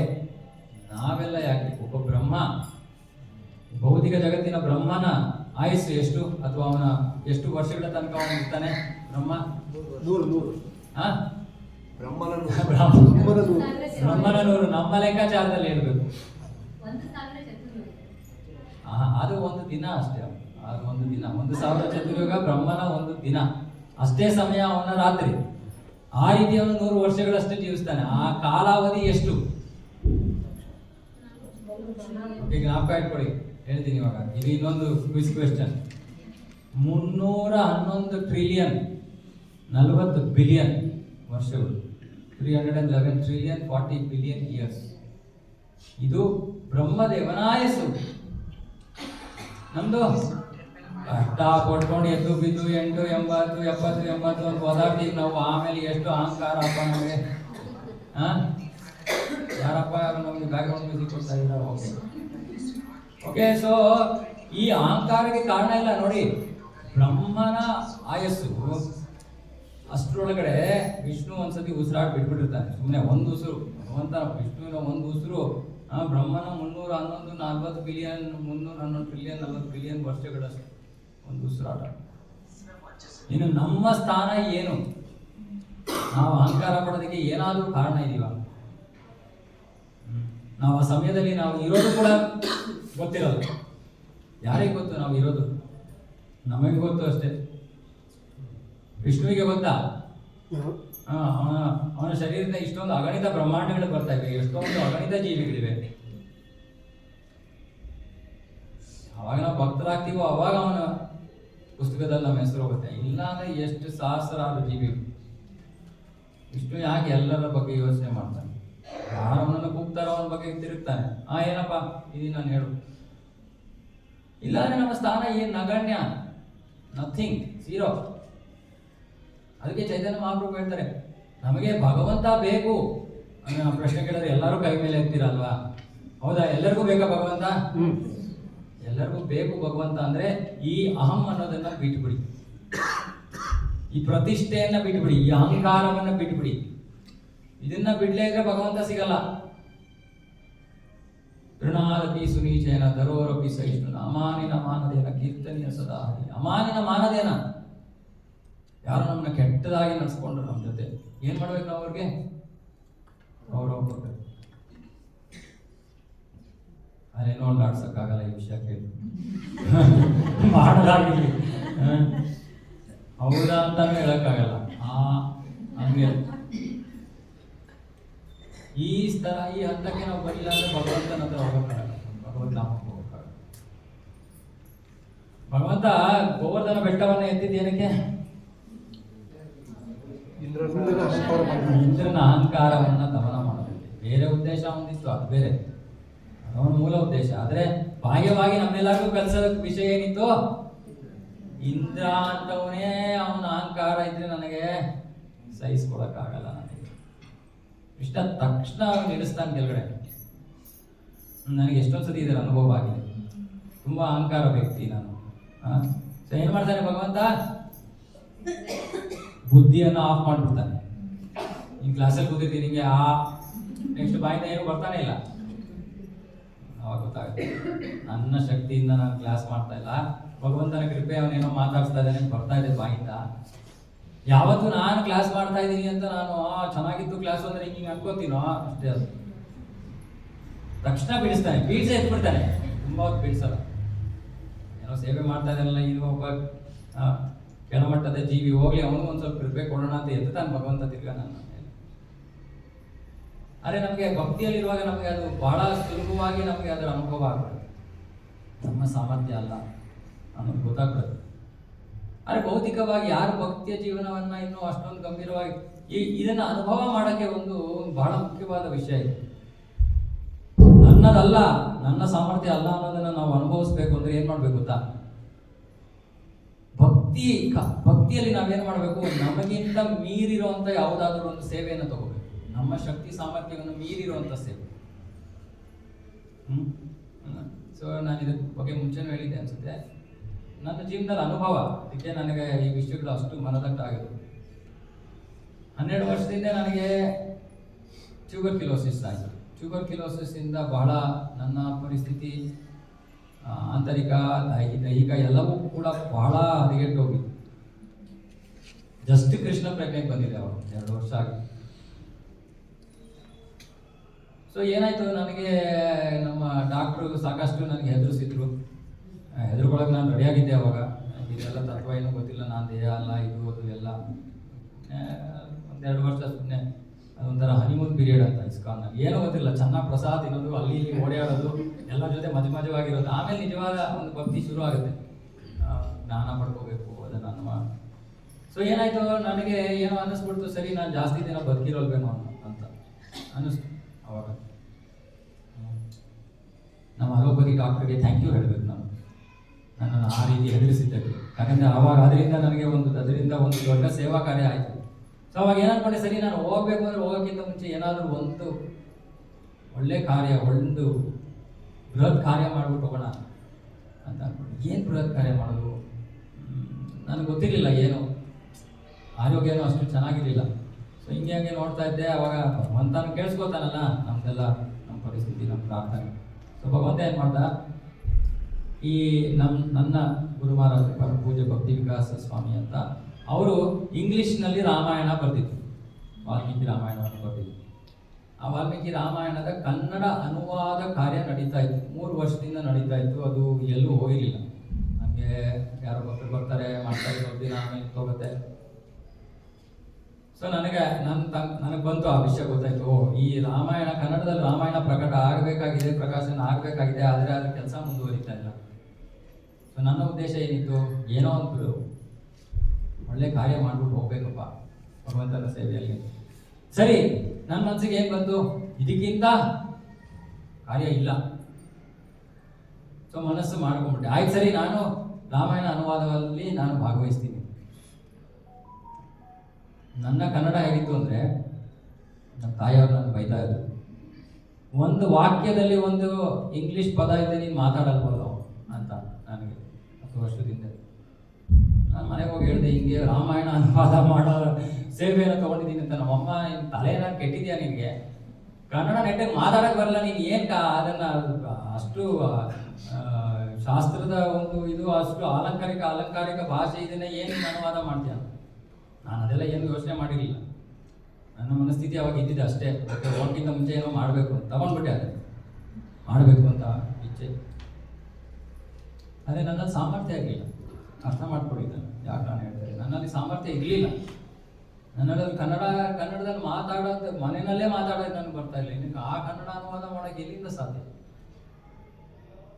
ಸೊ ಸರಿ, ಎಲ್ಲ ಹಿರಿಯ ಭಕ್ತರನ್ನ ಕೇಳಿದೆ, ಹಿಂಗೆ ತೊಗೊಂಡ್ಬಿಟ್ಟಿದ್ದೀನಿ, ಏನು ಮಾಡೋದು? ಏನೋ ತೊಗೊಂಡಿದೆಯಲ್ಲ, ಪ್ರಾರ್ಥನೆ ಮಾಡಪ್ಪ, ಏನೋ ಭಗವಂತ ಕೃಪೆ ಕೊಡ್ತಾನೆ.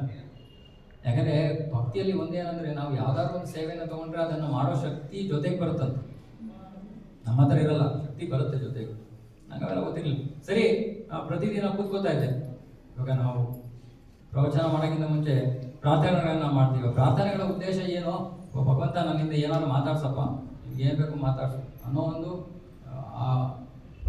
ಮನೋಭಾವಕ್ಕೆ ಬರುವಂಥ ಒಂದು ಪ್ರಾರ್ಥನೆ. ಸೊ ಪ್ರತಿದಿನ ಬೆಳಗ್ಗೆ ಅನುವಾದ ಮಾಡಕ್ಕೆ ಕೂತ್ಕೋತಾ ಇದ್ದೆ. ಸೊ ಪ್ರಾರ್ಥನೆ ಮಾಡಿ ಕೂತ್ಕೋತಾ ಇದ್ದೆ.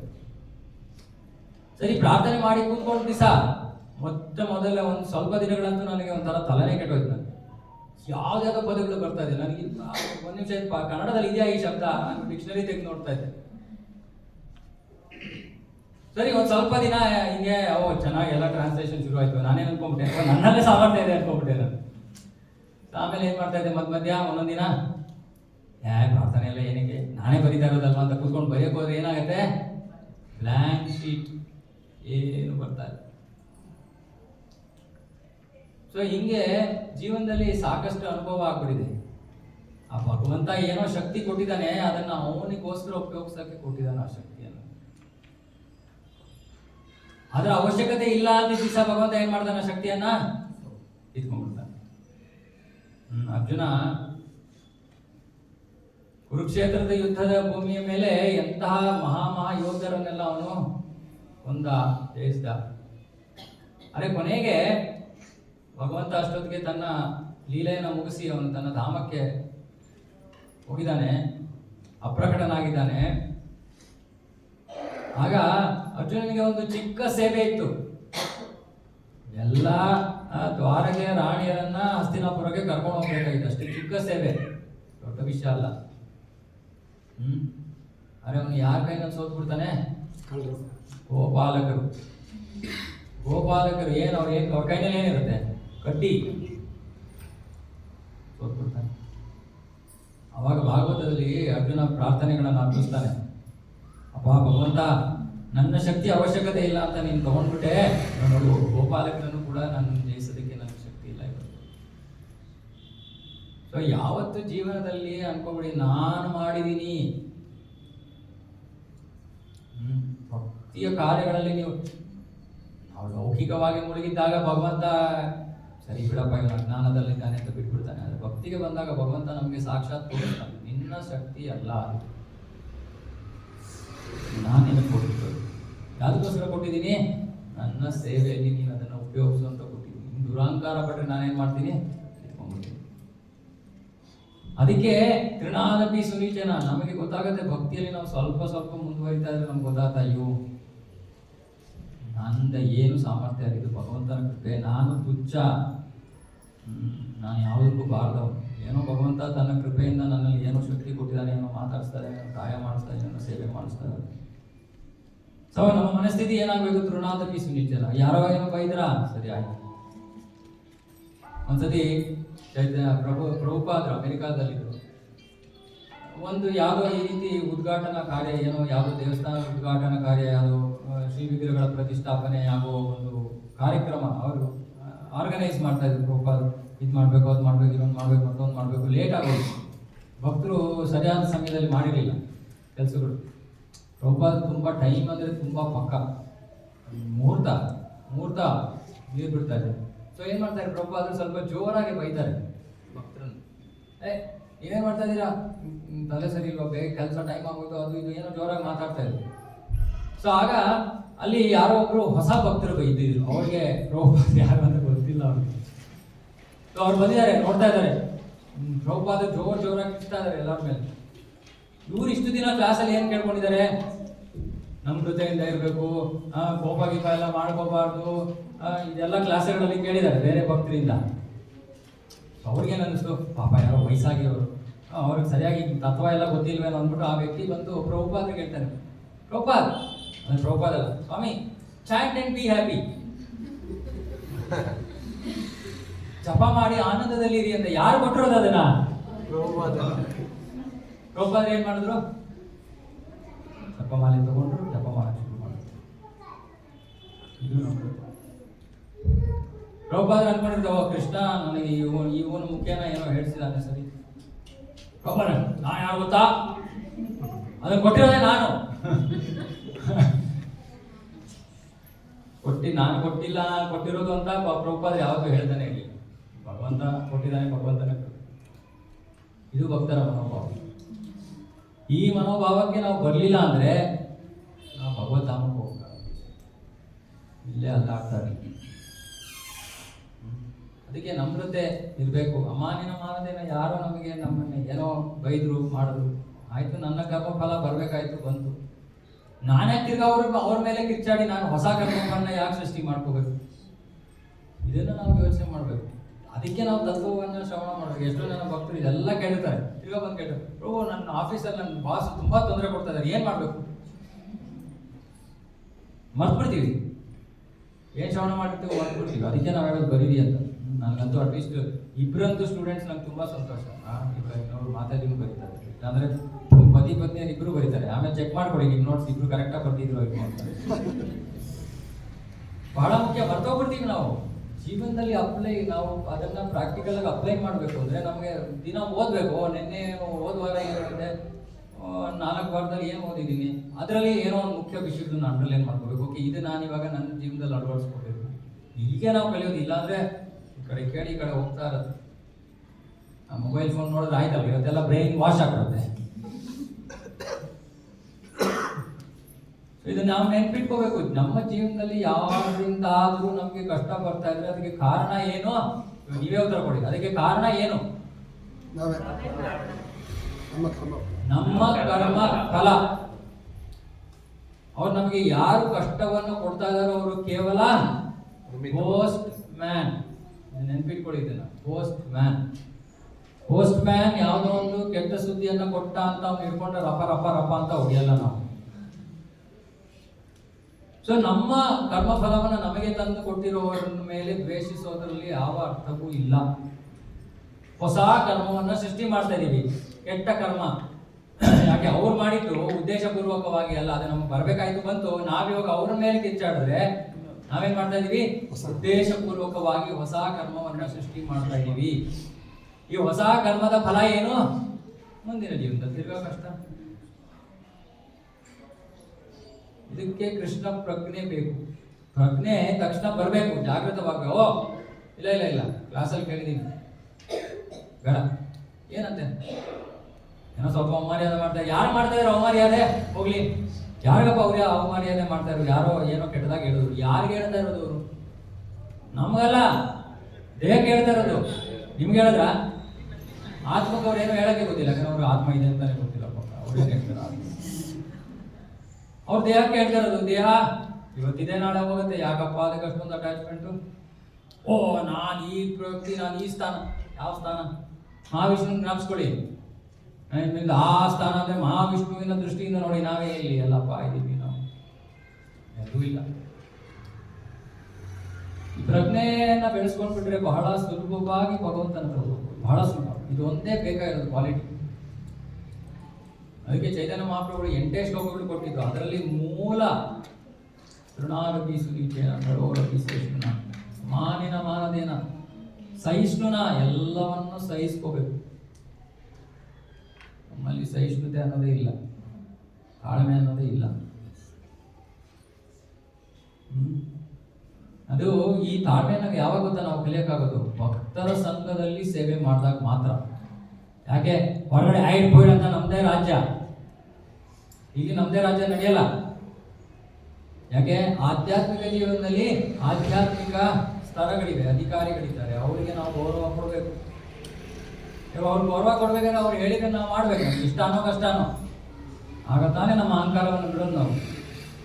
ಅಥವಾ ಇಲ್ಲಿ ನೋಡಿ, ಇವಾಗ ಪ್ರಸಾದ ಆದ್ಮೇಲೆ ನಮ್ಮ ಭಕ್ತರು ಬಂದು ಎಂಜಲನ್ನ ತೆಗಿತಾರೆ.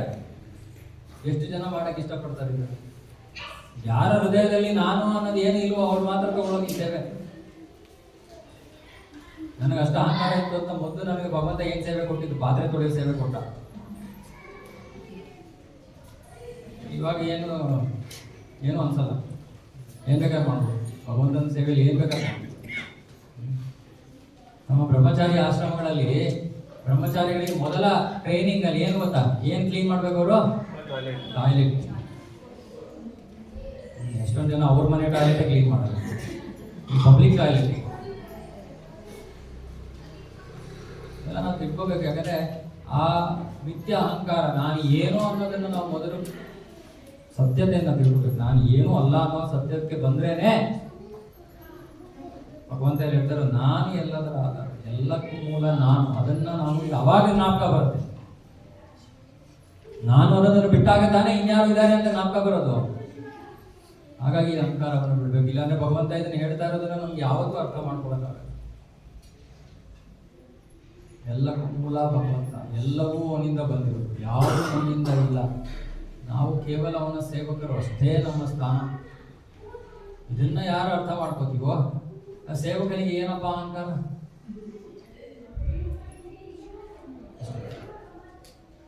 ಓಕೆನಾ? ಹಾಗಾಗಿ ಎಲ್ಲಕ್ಕೂ ಭಗವಂತನೇ ಆಧಾರ, ಅದನ್ನು ನಾವು ಮರಿಬಾರ್ದು.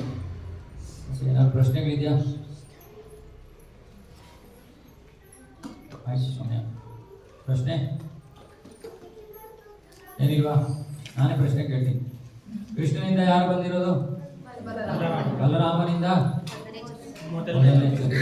ಯಾರ್ಯಾರಿದ್ದಾರೆ ಅದರಲ್ಲಿ?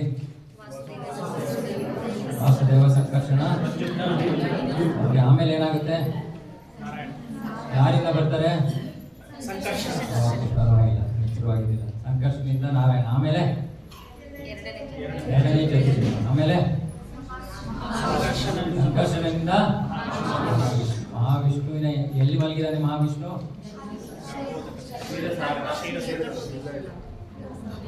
ಆದಿಶೇಷಿ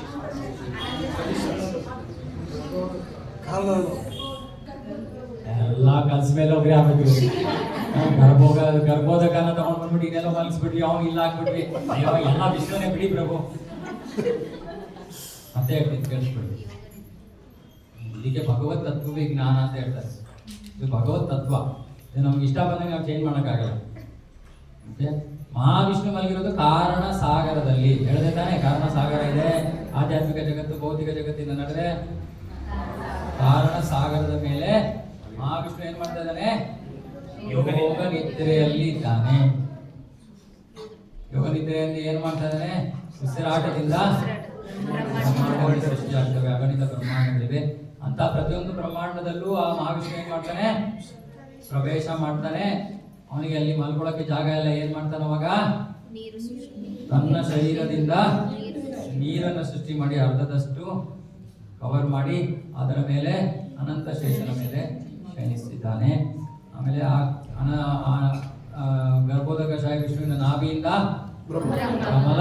ಕಮಲದ ಮೇಲೆ ಬ್ರಹ್ಮನ ಸೃಷ್ಟಿಯ ಕಾರಣ ನಮಗೆ ದೇಹಗಳು, ಈ ಭೋಗಿಸೋದಕ್ಕೆ ವಸ್ತುಗಳು, ಈ ಎಲ್ಲವನ್ನ ಈ ಪಂಚ ಮಹಾಭೂತಗಳಿಂದ ಸೃಷ್ಟಿ ಮಾಡೋದು ಬ್ರಹ್ಮನ ಕಾರ್ಯ. ಮೂರನೇ ವಿಷ್ಣು ಬಗ್ಗೆ ಮಾತಾಡ್ಲಿಲ್ಲ. ಮೂರನೇ ವಿಷ್ಣು ಯಾರು? ಕ್ಷೀರೋದಕ ಶಾಹಿ ವಿಷ್ಣು ಅಂತ. ಇವನು ಕ್ಷೀರ ಸಾಗರದಲ್ಲಿರೋದು. ಶ್ವೇತ ದ್ವೀಪ ಅಂತ ಅವನ ದ್ವೀಪ, ಅವನಿರುವಂತ ಜಾಗ. ಓಕೆ, ಈ ಕ್ಷೀರೋದಕ ಶಾಹಿ ವಿಷ್ಣು ಕ್ಷೀರ ಉದಕ ಶಾಹಿ. ಅವನು ಕ್ಷೀರ ಉದಕದಲ್ಲಿ ಮಲಗಿದ್ದಾನೆ, ಹಾಲಿನ ಸಾಗರದಲ್ಲಿ ಮಲಗಿದ್ದಾನೆ. ಅವನು ನಮ್ಮೆಲ್ಲರ ಹೃದಯವನ್ನ ಪರಮಾತ್ಮನಾಗಿ ಪ್ರವೇಶ ಮಾಡಿದ್ದಾನೆ. ನಮ್ಮ ಹೃದಯದಲ್ಲಿ ಇರೋವನನ್ನ ಕ್ಷೀರೋದಕ ಶಾಹಿ ವಿಷ್ಣು ಅಂತ ಕರೀತಾರೆ. ಅಥವಾ ಸಾಮಾನ್ಯವಾಗಿ ನಾವು ಬ್ರಹ್ಮ, ವಿಷ್ಣು, ಮಹೇಶ್ವರ ಅಂದಾಗ ಈ ವಿಷ್ಣು ಯಾರು? ಕ್ಷೀರೋದಕ ಶಾಹಿ ವಿಷ್ಣು. ಮಹಾವಿಷ್ಣು ಅಲ್ಲ, ಗರ್ಭೋದಕ ಶಾಹಿ ವಿಷ್ಣು ಅಲ್ಲ, ಕ್ಷೀರೋದಕ ಶಾಹಿ ವಿಷ್ಣು ಅಥವಾ ರೆಸಿಡೆಂಟ್ ವಿಷ್ಣು. ನಮ್ಮ ಹೃದಯದಲ್ಲಿ ನಿವಾಸ ಮಾಡಿರುವಂಥ ವಿಷ್ಣು, ಅವನನ್ನು ನಾವು ವಿಷ್ಣು ಅಂತ ಸಾಮಾನ್ಯವಾಗಿ ಕರೀತೀವಿ. ಭಗವದ್ಗೀತಾ ಕೀ ಜೈ, ಶಿಲ ಪ್ರಭುಪಾದ ಕೀ ಜೈ, ಹರೇ ಕೃಷ್ಣ.